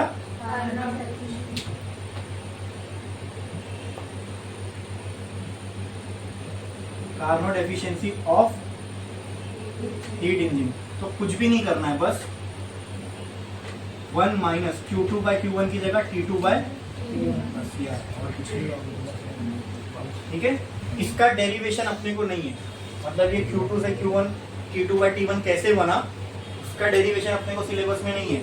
लेकिन कार्नोट एफिशिएंसी का अगर न्यूमेरिकल में या कोई एग्जाम में इसका अगर आपको फाइंड करने बोला कार्नोट एफिशिएंसी निकालो, तो कुछ भी नहीं करना है, जहाँ Q था वहाँ क्या लगा देना है, T। अरे भाई ये जब आ रहा है तो यहाँ पर कुछ टेम्परेचर होगा ना, Q1 Q2 है तो T1 T2 की भी तो कुछ वैल्यू होगी ना, तो दिया रहेगा बुक में, अगर कार्नोट एफिशिएंसी निकालने बोला होगा तो।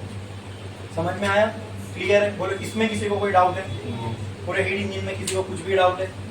हीट इंजन क्या है समझ में आया, क्या करके देता है हीट इंजन हम लोग को, वर्क प्रोड्यूस। तो यहाँ हमारा पर्पस क्या हो गया, आउटपुट क्या हो गया, वर्क।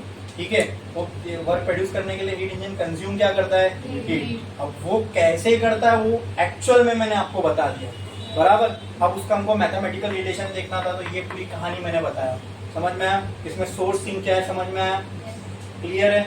ये एरोस समझ में आए, हाँ क्यों, ये दोनों में से मैंने वर्क को आउटपुट में लिया, वो समझ में आया, क्लियर है। क्या इसमें किसी को कुछ भी डाउट है? पक्का, हीट इंजन कंप्लीट हो गया अपना, क्लियर है, समझे? पक्का, करो कॉपी।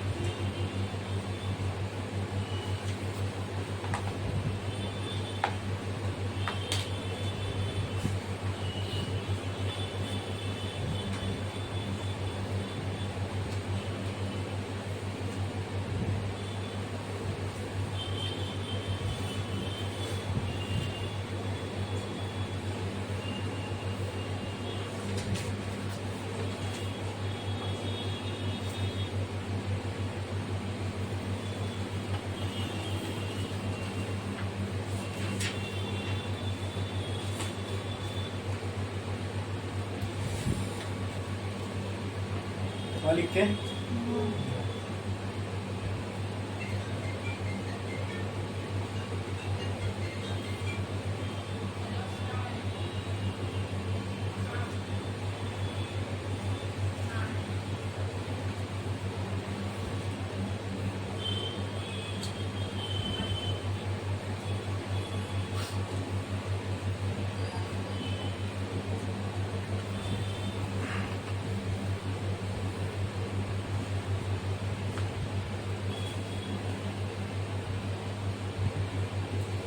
अगर कार्नोट एफिशिएंसी परसेंटेज में पूछा रहेगा तो क्या करोगे? बस 100 से मल्टीप्लाई करना। तो जल्दी जल्दी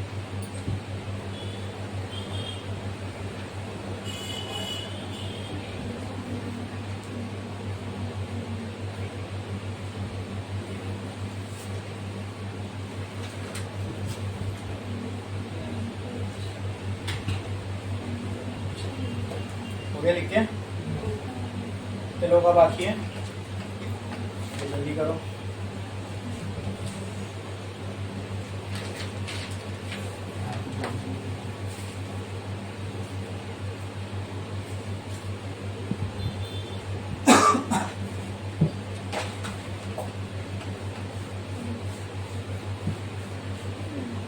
एक लाइन छोड़ो, स्टार डालो। चलो का बाकी है, जल्दी लिखो। एक लाइन छोड़ो, स्टार डालो और लिखो रेफ्रिजरेटर। रेफ्रिजरेटर रेफ्रिजरेटर एक लाइन छोड़ो, स्टार डालो और लिखो रेफ्रिजरेटर। लिखे? पहले इसका डेफिनेशन लिखते हैं, फिर समझेंगे क्या। It is a device, it is a device, it is a device, it is a device which consumes work, which consumes work। ऐसा कट करो, कट करो। It is a device, consume को करो, कट करो, कंज्यूम को cut करो। It is a device which transfers heat, it is a device which transfers heat from lower temperature reservoir, from lower temperature reservoir to higher temperature reservoir। इसको underline करो, lower temperature reservoir to higher temperature reservoir, इसको underline करो।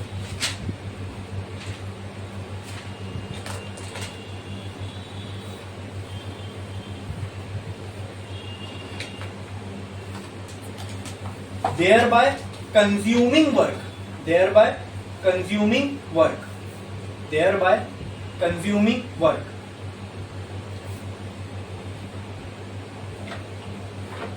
and operating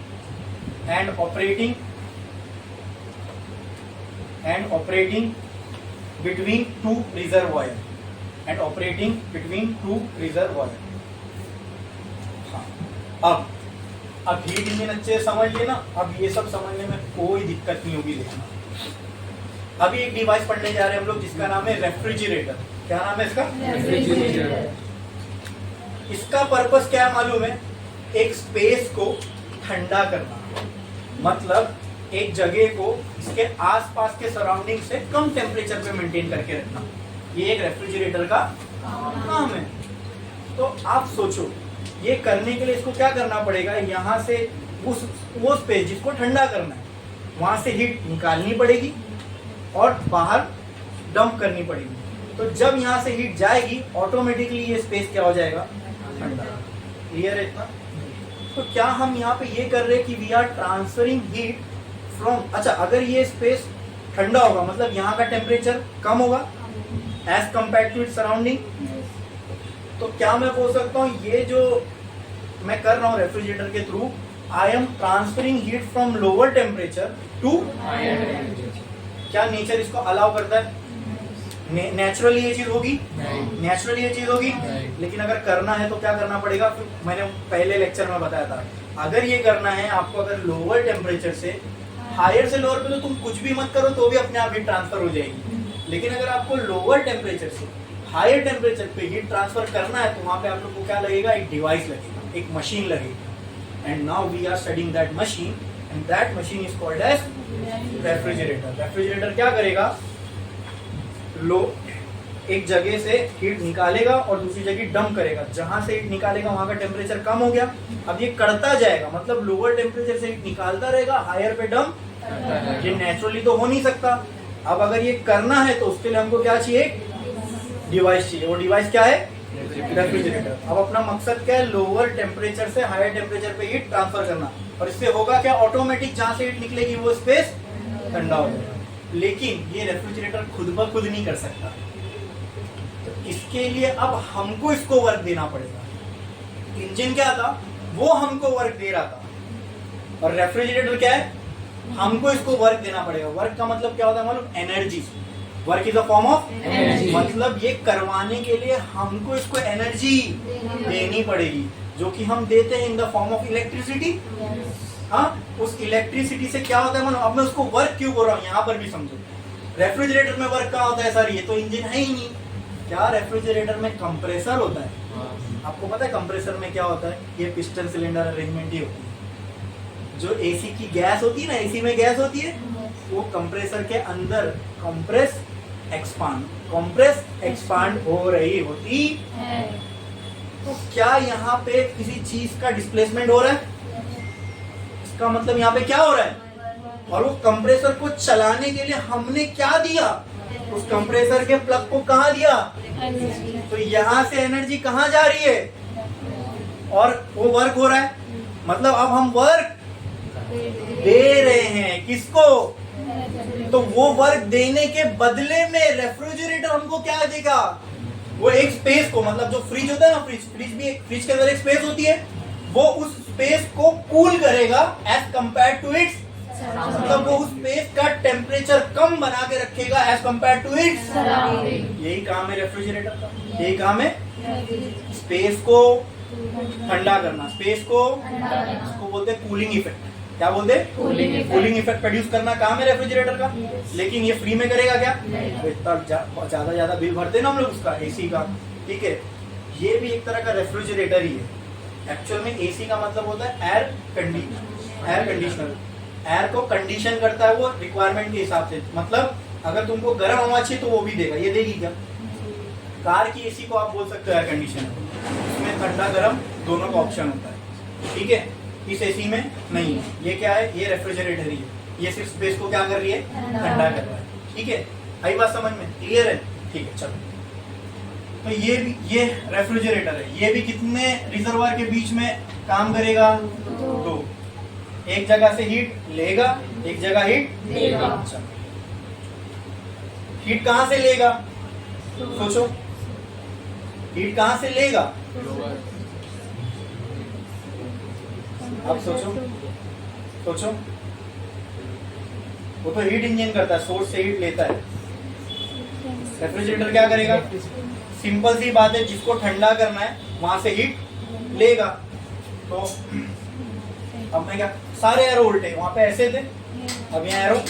अब इसको आप क्या दोगे, work. क्या दोगे इसको, जब आप इसको वर्क दोगे तो ये बदले में क्या करेगा, मान लो इस स्पेस को मुझे ठंडा करना है, क्या करना है, ठंडा। तो ये टेम्परेचर 2 पे, जब ये ठंडा होगा तो इसका टेम्परेचर कम होगा ना, इसको मैंने क्या दे दिया, T2। ये हाई, जब ये यहाँ हीट फेंकेगा ये इसका टेम्परेचर हो जाएगा, तो ये यहाँ से हीट निकालेगा, क्या है, निकालेगा, ठीक है।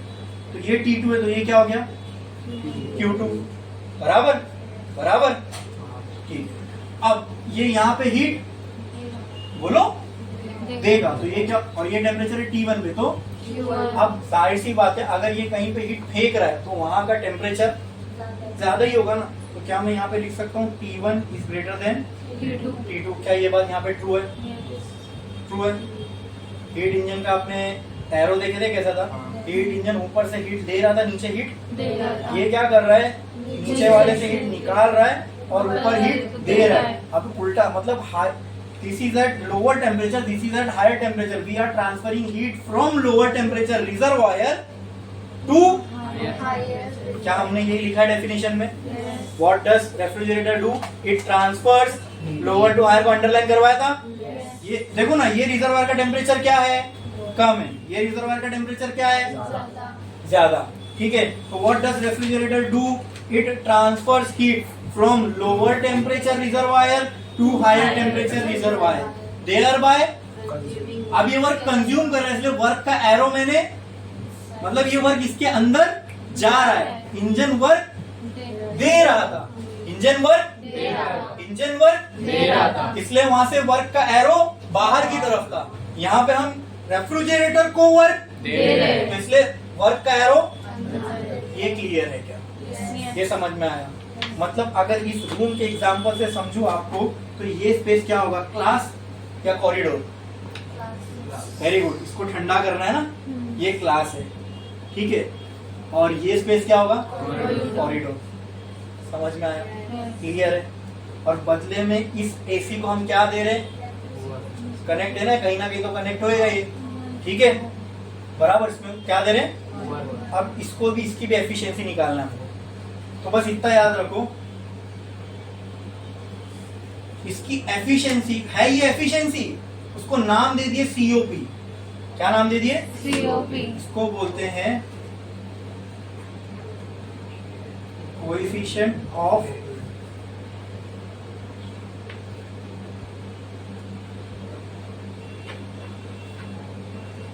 Performance of refrigerator.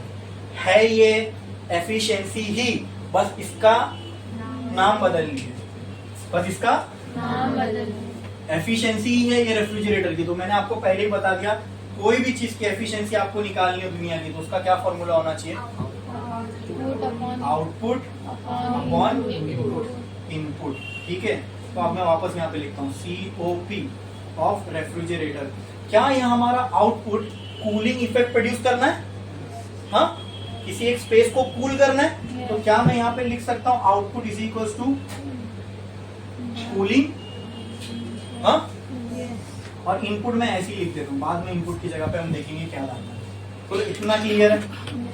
क्या इसमें किसी को कोई डाउट है? क्या ये चीज समझ में आई?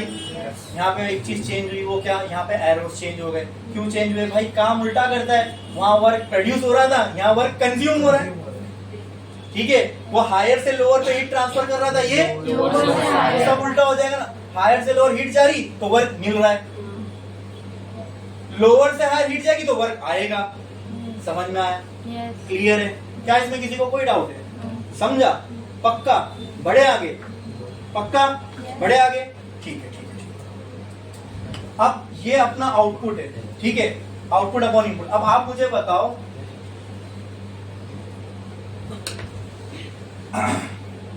अगर मैंने लेट्स से वही रीडिंग रखता हूँ, यहाँ पे कितनी है 40 जूल, यहाँ पे 60 जूल, अच्छा ये भी छोड़ दो, ये 40 60 छोड़ दो। अब इसको लॉजिक से समझो, लॉजिक से, ये एक एनर्जी है वर्क के फॉर्म में, ये एक एनर्जी है तो दोनों ही एनर्जी, ये दोनों एनर्जी जा रही है यहाँ पे और मिल के यहाँ चली गई। क्या ये बात सेंस बन रही है? ये दोनों सिंपल, एनर्जी का जितना इनपुट है क्या उतना आउटपुट होना चाहिए, क्योंकि energy can not be destroyed. Total amount of energy should remain, total amount of energy should remain. मतलब आपको दो एरो अंदर की तरफ जाते हुए दिखेंगे और एक एरो बाहर की तरफ आता हुआ दिखेगा। एक सिंपल, अगर मैं इसको बोलूं एनर्जी 1, इसको बोलूं एनर्जी 2, इसको बोलूं एनर्जी 3, तो क्या मैं बोल सकता हूं energy 1 plus energy 2 should be equal to energy 3, क्योंकि total amount of energy same ही होना चाहिए। तो दो अंदर जा रही है, एक बाहर जा रही है, तो क्या मैं बोल सकता हूँ ये दोनों अंदर जाने वाली मिल के एक बाहर जाने वाली बन गई। हाँ, लॉजिकली इसको ऐसा समझ सकते हैं। समझा कि नहीं समझा? पक्का? ये समझो एक मशीन है, इसमें दो टाइप की एनर्जी अंदर जा रही है, बराबर, और एक टाइप की एनर्जी बाहर जा रही है। तो मैंने क्या कहा आपसे, according to first law energy destroy नहीं हो सकती। तो क्या, तो दो टाइप की जो एनर्जी अंदर जा रही होगी और एक टाइप की एनर्जी बाहर आ रही होगी, एनर्जी एक ही टाइप की बाहर आ रही है और दो टाइप की अंदर जा रही है, लेकिन टोटल अमाउंट ऑफ एनर्जी क्या होना चाहिए? तो हो सकता है अंदर वाली दो जो अंदर जा रही है वो मिल के बाहर जो निकल रही है उसके बराबर होगी, ठीक है। या तो आप इसको ऐसा भी समझ सकते हो, जब हमने इसको लिखा था 40 जूल, इसको लिखा था 60 जूल और इसको लिखा था 100 जूल। ये 60 और 40 मिल के Q1 कितनी हो गई? हमने 40 जूल वर्क दिया, इसने 40 जूल यहाँ से निकाला, हमने देखा Q1 कितना है? 100। जाहिर सी बात है यहाँ से यहाँ पे ज्यादा हीट होनी चाहिए, तभी ये हायर टेम्परेचर पे होगा। ठीक है, तो एनर्जी ये दो अंदर जाने वाली मिला के किसके बराबर हो रही है? एक बाहर आने वाली। तो ही ये law of conservation of energy को वैलिड रखेगा। ये समझा कि नहीं समझा? समझा सबको अच्छे से? ठीक है, फिर से एक बार मैं बोल रहा हूँ, रेफ्रिजरेटर एक डिवाइस है, इसमें अंदर आते हुए हमको दो एनर्जी दिख रही है और बाहर जाती हुई एक ही। ऐसा होना चाहिए। तो या तो ये हो रहा, क्योंकि टोटल अमाउंट ऑफ एनर्जी क्या होना चाहिए? कांस्टेंट। तो इसका मतलब क्या? ये जो दोनों आ रही है, दोनों मिला के ये एक के बराबर होगी, तभी law of conservation of energy क्या रहेगा? वैलिड। जैसे वहां पे हो रहा था, एक आने वाली बराबर थी दो जाने वाली के, तो सेम यहाँ पे उल्टा हो गया, दो आने वाली बराबर हो गई एक जाने वाली। तो दो आने वाली यहाँ पे एनर्जी कौन सी है बोलो? दो आने वाली यहाँ पे एनर्जी कौन सी है बोलो? W plus is equal to, तो कहना है सही, यह W is equal to Q1 minus Q2। Same ही इक्वेशन है, खाली लॉजिक अलग था। इक्वेशन सेम ही आएगी, खाली लॉजिक थोड़ा सा अलग था। बोलो क्लियर है? क्या ये चीज समझ में आई? दो अंदर आने वाली इज इक्वल टू एक बाहर जाने वाली। वहां पे कैसा था? एक अंदर आने वाली इक्वल टू दो बाहर जाने वाली। बस ये आप लोग उल्टा ही किए, बस। क्लियर है? अब बोलो आउटपुट। यहाँ पे क्या लिखना है? आउटपुट। क्या लिखना है? हाँ, अब आउटपुट दिख क्या रहा है? निकल क्या रहा है बाहर? Q1। तो यहाँ आउटपुट में क्या लिखेंगे? Q1। यही गड़बड़ करते हैं बच्चे, याद करने वाले बच्चे यहाँ गड़बड़ करते हैं। जो याद किया रहे, हाँ नहीं, वर्क भी तो अंदर आ रहा है। मैंने क्या कहा? मशीन को बनाने का purpose is our output. Heat engine को क्यों बनाए थे? वर्क प्रोड्यूस करने के लिए कि गर्म हवा बाहर निकालने के लिए? मुझे बताओ, रेफ्रिजरेटर को क्यों बनाए? ठंडा करने के लिए। कौन सी जगह ठंडी होगी? Very good. क्या ये ठंडा हो रहा है? तो कौन सी वाली एनर्जी आउटपुट में आएगी? वेरी गुड, ये समझ में आया। अगर ये समझ में आया तो ये आपने समझ लिया रेफ्रिजरेटर, फिर कुछ भी नहीं इसके अंदर। क्लियर है? क्लियर है? इसलिए मैंने पहले आपको आंसर नहीं दिया, आपसे आंसर लिया है। मुझे पता था 90% बच्चे Q1 बोलेंगे क्योंकि बाहर निकलते हुए दिख रहा है। मैंने कहा ना, एरो देख के मत डिसाइड करो। हीट इंजन में भी Q2 बाहर निकल रहा था, तो उसको आउटपुट में ले लिया हमने। हमको कंसेप्चुअली इसको देखना है, याद नहीं करना है। तो कंसेप्चुअली हमने इस डिवाइस का पर्पस समझा क्या है। हीट इंजन का पर्पस था वर्क प्रोड्यूस करके देना, वो उसका आउटपुट हो गया वर्क। इसका पर्पस क्या है रेफ्रिजरेटर का? एक स्पेस को ठंडा करना। तो मुझे बताओ ठंडा क्या होगा? ठंडा कौन करेगा? जब Q2 निकलेगा तो इसके आउटपुट में क्या आएगा? Q2। इनपुट, अब सिंपल इनपुट तो सिंपल है, ये करने के लिए हमने इसको दिए क्या? वर्क। क्या मैं वर्क की जगह पर,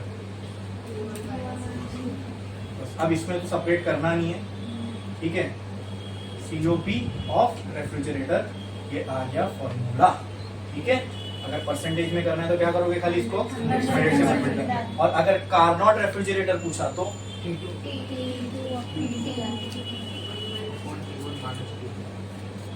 COP ऑफ कार्नोट रेफ्रिजरेटर, तो क्या आ जाएगी? COP of Carnot refrigerator will be equal to खत्म। क्या इसमें किसी को कोई डाउट है? पक्का? अच्छे से देख लो, जो आपने हीट इंजन में किया दोस्तों, इसलिए उसको बहुत अच्छे से मैंने समझाया, उसका पूरा पूरा उल्टा करना। वापस से एक बार बताता हूँ, ध्यान दो। हीट इंजन में क्या हो रहा था? Q1 से हीट आ रही थी, Q2 में हीट जा रही थी, बदले में वर्क बाहर आ रहा था। यहाँ उल्टा हो गया, Q2 से हीट आ रही है, Q2 में हीट जा रही है, तो वर्क आ गया अंदर। हाँ, वहां पे अंदर आने वाली एक एनर्जी थी, बाहर जाने वाली दो एनर्जी। यहाँ पे अंदर आने वाली दो है, बाहर आने वाली एक है। वहां पे हमने क्या किया? अंदर आने वाली एक थी, इक्वल टू कर दिया बाहर जाने वाली दो से। यहाँ पे अंदर आने वाली दो है, तो इसको इक्वल कर देंगे बाहर जाने वाली एक से। यहाँ से हमको किसकी इक्वेशन मिल गई? वर्क की। फिर आते हैं एफिशिएंसी पे।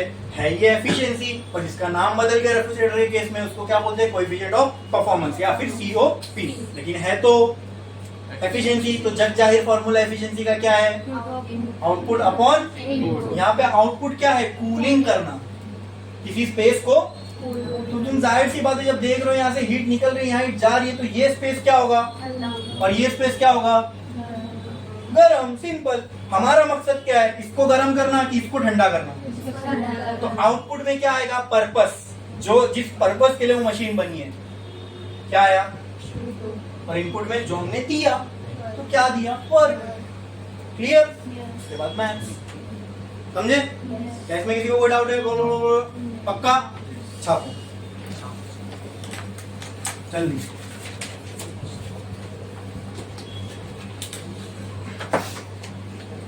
जल्दी।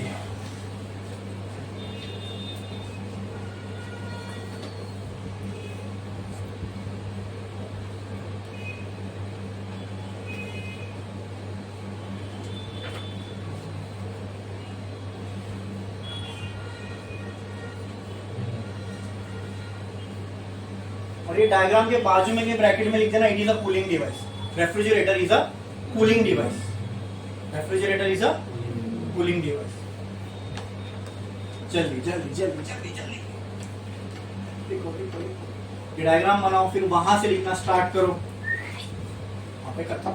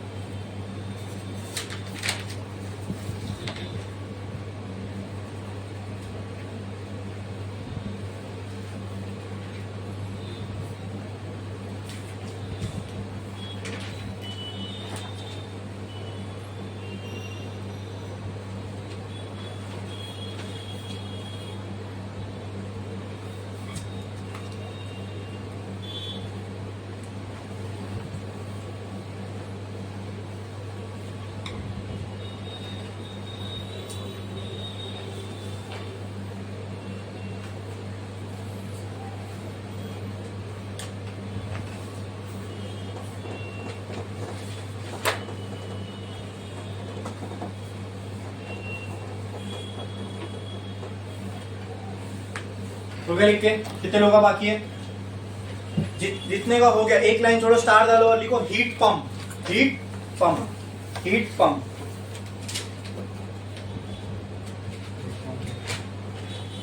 पूरा का पूरा definition as it is copy करो रेफ्रिजरेटर का पूरा। जो अंडरलाइन करने वहां बोला वो भी अंडरलाइन करो, पूरा कॉपी करो, पूरा as it is.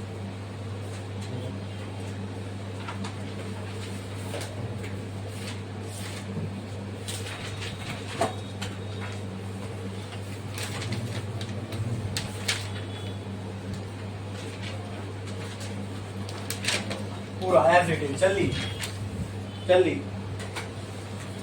As it is पूरा का पूरा रेफ्रिजरेटर का पूरा डेफिनेशन कॉपी करो।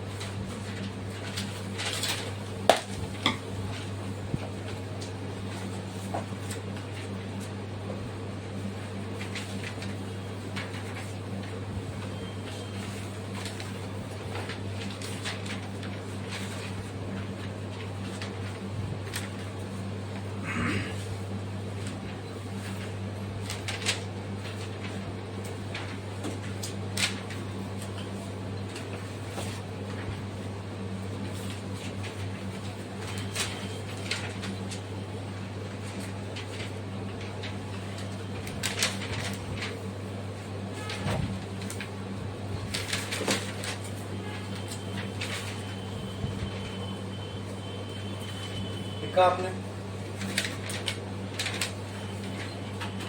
हो गया हो गया हो गया हो गया, ठीक है। अब जैसे रेफ्रिजरेटर एक डिवाइस था, उसका मकसद क्या था? What was the purpose of refrigerator? एक स्पेस को कूल करना है। लिखो, heat pump is a heating device. नीचे नोट करके लिख दो, heat pump is a heating device.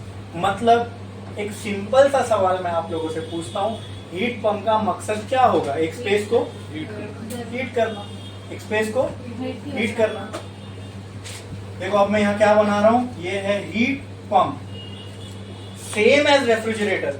ये भी कितने रिजर्वायर के बीच में काम करेगा? दो, एक हायर टेम्परेचर पे और एक तो हायर वाला इधर T1, लोअर वाला जो हायर है वो T1 है, तो यहाँ मैं लिख सकता हूँ T1 will be greater than T2।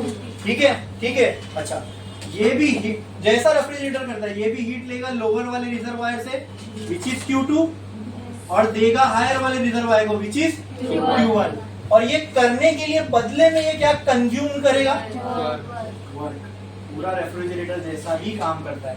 बस कोई मुझे बता सकता है यहाँ पे क्या चेंज हो गया? हाँ, उसको क्या बोलते हैं? तो मैं बोल सकता हूँ यहाँ पे मेरा मकसद चेंज हो गया। बजाय इस स्पेस को कूल करने के, अब मेरा मकसद क्या है? इसको गर्म करना।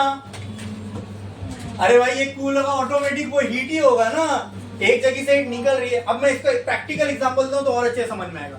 हमारी ऐसी कंट्री में, मतलब इक्वेटोरियल कंट्रीज, इंडिया वगैरह, यहाँ पे हॉट एंड ह्यूमिड क्लाइमेट होता है, तो यहाँ पे एसी चाहिए जहाँ पे ये रूम को ठंडा कर सके। लेकिन कंट्रीज लाइक कनाडा, रशिया, ठीक है, और जो नॉर्दर्न पार्ट्स में, बहुत सी कंट्री के नॉर्दर्न पार्ट्स जहाँ पे ठंड होती है, वहाँ ऑलरेडी बाहर बर्फ पड़ रही है, तो लोग घर में एसी लगाएंगे क्या? लोग घरों को कूल करेंगे क्या? अब बोलो वहां पे स्पेस को क्या करना है अपने? Very good. जैसे यहाँ पर एक प्रॉब्लम है, बाहर गर्मी है, इस स्पेस को कूल करना है, वैसे वहां एक प्रॉब्लम है कि बाहर बहुत ठंडी है, अंदर के स्पेस को गर्म करना है। क्या करना है? गर्म करना है। ठीक है, लेकिन वहां प्रॉब्लम उल्टी हो गई। वहां पे बाहर टेम्परेचर कम है और रूम में टेम्परेचर अपने को ज्यादा करना है। ठीक है, रूम में टेम्परेचर, तो रूम की हीट तो बाहर नहीं निकाल के फेंक सकते, उससे तो रूम ठंडा हो जाएगा। तो क्या करना पड़ेगा? बाहर की हीट अंदर लानी पड़ेगी। बाहर की हीट, मतलब एक जगह से मैं हीट, अच्छा बाहर से अगर हीट अंदर लाओगे, लेकिन बाहर तो टेम्परेचर कम है ना मेरे भाई, वो ठंडी है ना,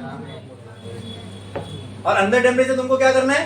तो जितनी भी हीट मिलती है तुमको बाहर से वो तुम लोगे, लेकिन फिर से वही चीज, बाहर टेम्परेचर कम जगह, कम टेम्परेचर वाली जगह से आप हीट ले रहे हो, वही तो इधर भी हो रहा है ना। कम टेम्परेचर जगह से ये हीट ले रहा है, ज्यादा टेम्परेचर जगह वाली पे हीट, तो वो मशीन हीट पंप क्या करेगा? बाहर से हीट लेगा, रूम में देगा। पहली बार उसने ये काम किया तो क्या हो गया? बाहर टेम्परेचर कम, अंदर टेम्परेचर यही वो, तो वो क्या कर रहा है? लोअर टेम्परेचर से हायर पे ही तो हीट दे रहा है ना। क्या ये समझा? क्या इस एग्जांपल से ये समझा हीट पंप का मकसद? ये डायग्राम डायरेक्ट बता दिया रहूंगा तो इतना समझ में नहीं आ रहेगा, लेकिन अब जब मैंने एग्जांपल देके समझाया, क्या इससे आपको समझ में आ रहा है कि हीट पंप भी वही कर रहा है कि एक लोअर, अब वो वहां उस कंट्री के एप्लीकेशन से समझ में आएगा ये चीज। वहां पर मकसद हमको रूम को क्या करना है? गर्म। आई बात समझ में? तो गर्म तो करेगा, फिर तुम बोलोगे लेकिन मैं पूछता हूँ आपसे, वो हीट आई कहाँ से? अरे तो उसने सराउंडिंग की हीट एब्जॉर्ब किया। ठीक है, एटमॉस्फेयर से तुमको ऐसा लग रहा होगा बाहर तो हीट ही नहीं है सर, बाहर ठंडा है, नहीं, थोड़ी बहुत जो भी हीट होगी, जितना वो अब्सॉर्ब कर सकती है मशीन वो करेगी, और कहाँ सप्लाई कर देगी? रूम में। आई बात समझ में? ठीक है, तो इस सोर्स और सिंक को आप सिर्फ दो जगह मानो, एक जगह जो लोअर टेम्परेचर पे, एक जगह जो, तो हीट पंप भी तो यही काम कर रहा है, लोअर टेम्परेचर से हायर टेम्परेचर पे हीट ट्रांसफर कर रहा है। क्या ये समझा? तो हीट पंप का इस्तेमाल होगा उन जगहों पर जहाँ पे स्पेस को गर्म करना है। ठीक है, तो डायग्राम इसलिए इसका वैसे ही बना, बस अब मकसद चेंज हो गया। अब इस जगह को गर्म करना है, तो अब इस जगह को आप समझ लो मेरा रूम, और ये जगह क्या हो गई? सराउंडिंग। समझे? रेफ्रिजरेटर के केस में इसको हमने क्या माना था? रूम, और इसको ये एप्लीकेशन के हिसाब से इसको हम रूम सराउंडिंग मान रहे हैं। वरना अगर डायग्राम में देखोगे तो ये सिर्फ एक दो जगह है, एक लोअर टेम्परेचर पे और एक, तो मैं समझाने के लिए आपको ये रूम और सराउंडिंग का एग्जांपल ले रहा हूँ। रेफ्रिजरेटर के केस में ये T2 लोअर टेम्परेचर वाली जगह रूम थी, हायर टेम्परेचर वाली जगह हीट पंप के केस में लोअर टेम्परेचर वाली जगह और हायर टेम्परेचर वाली जगह। अब क्लियर है, अब हीट पंप सेंस बन रहा है, अब हीट पंप समझ में आ रहा है, क्लियर है, क्लियर है। एप्लीकेशन समझ में आया तो इसके वर्किंग भी समझ में आ रही है, लेकिन काम तो ये पूरा रेफ्रिजरेटर जैसा ही कर रहा है, लोअर से हायर पे हीट को ट्रांसफर कर रहा है। क्या ये अपने आप हो सकता है? नहीं। तो फिर भी कर रहे हैं हम लोग, तो क्या करना पड़ेगा? Extra energy in the form of electric. तो वो क्या हो गया? वर्क। क्या हो गया? तो ये क्या कंज्यूम करेगा? क्या कंज्यूम करेगा? दो टाइप की एनर्जी अंदर आ रही है, एक टाइप की एनर्जी बाहर जा रही है। तो इक्वेशन बनाओ इसकी, क्या होगी? बोलो बोलो बोलो। फर्स्ट लॉ वैलिड रहने के लिए क्या होना पड़ेगा इनको?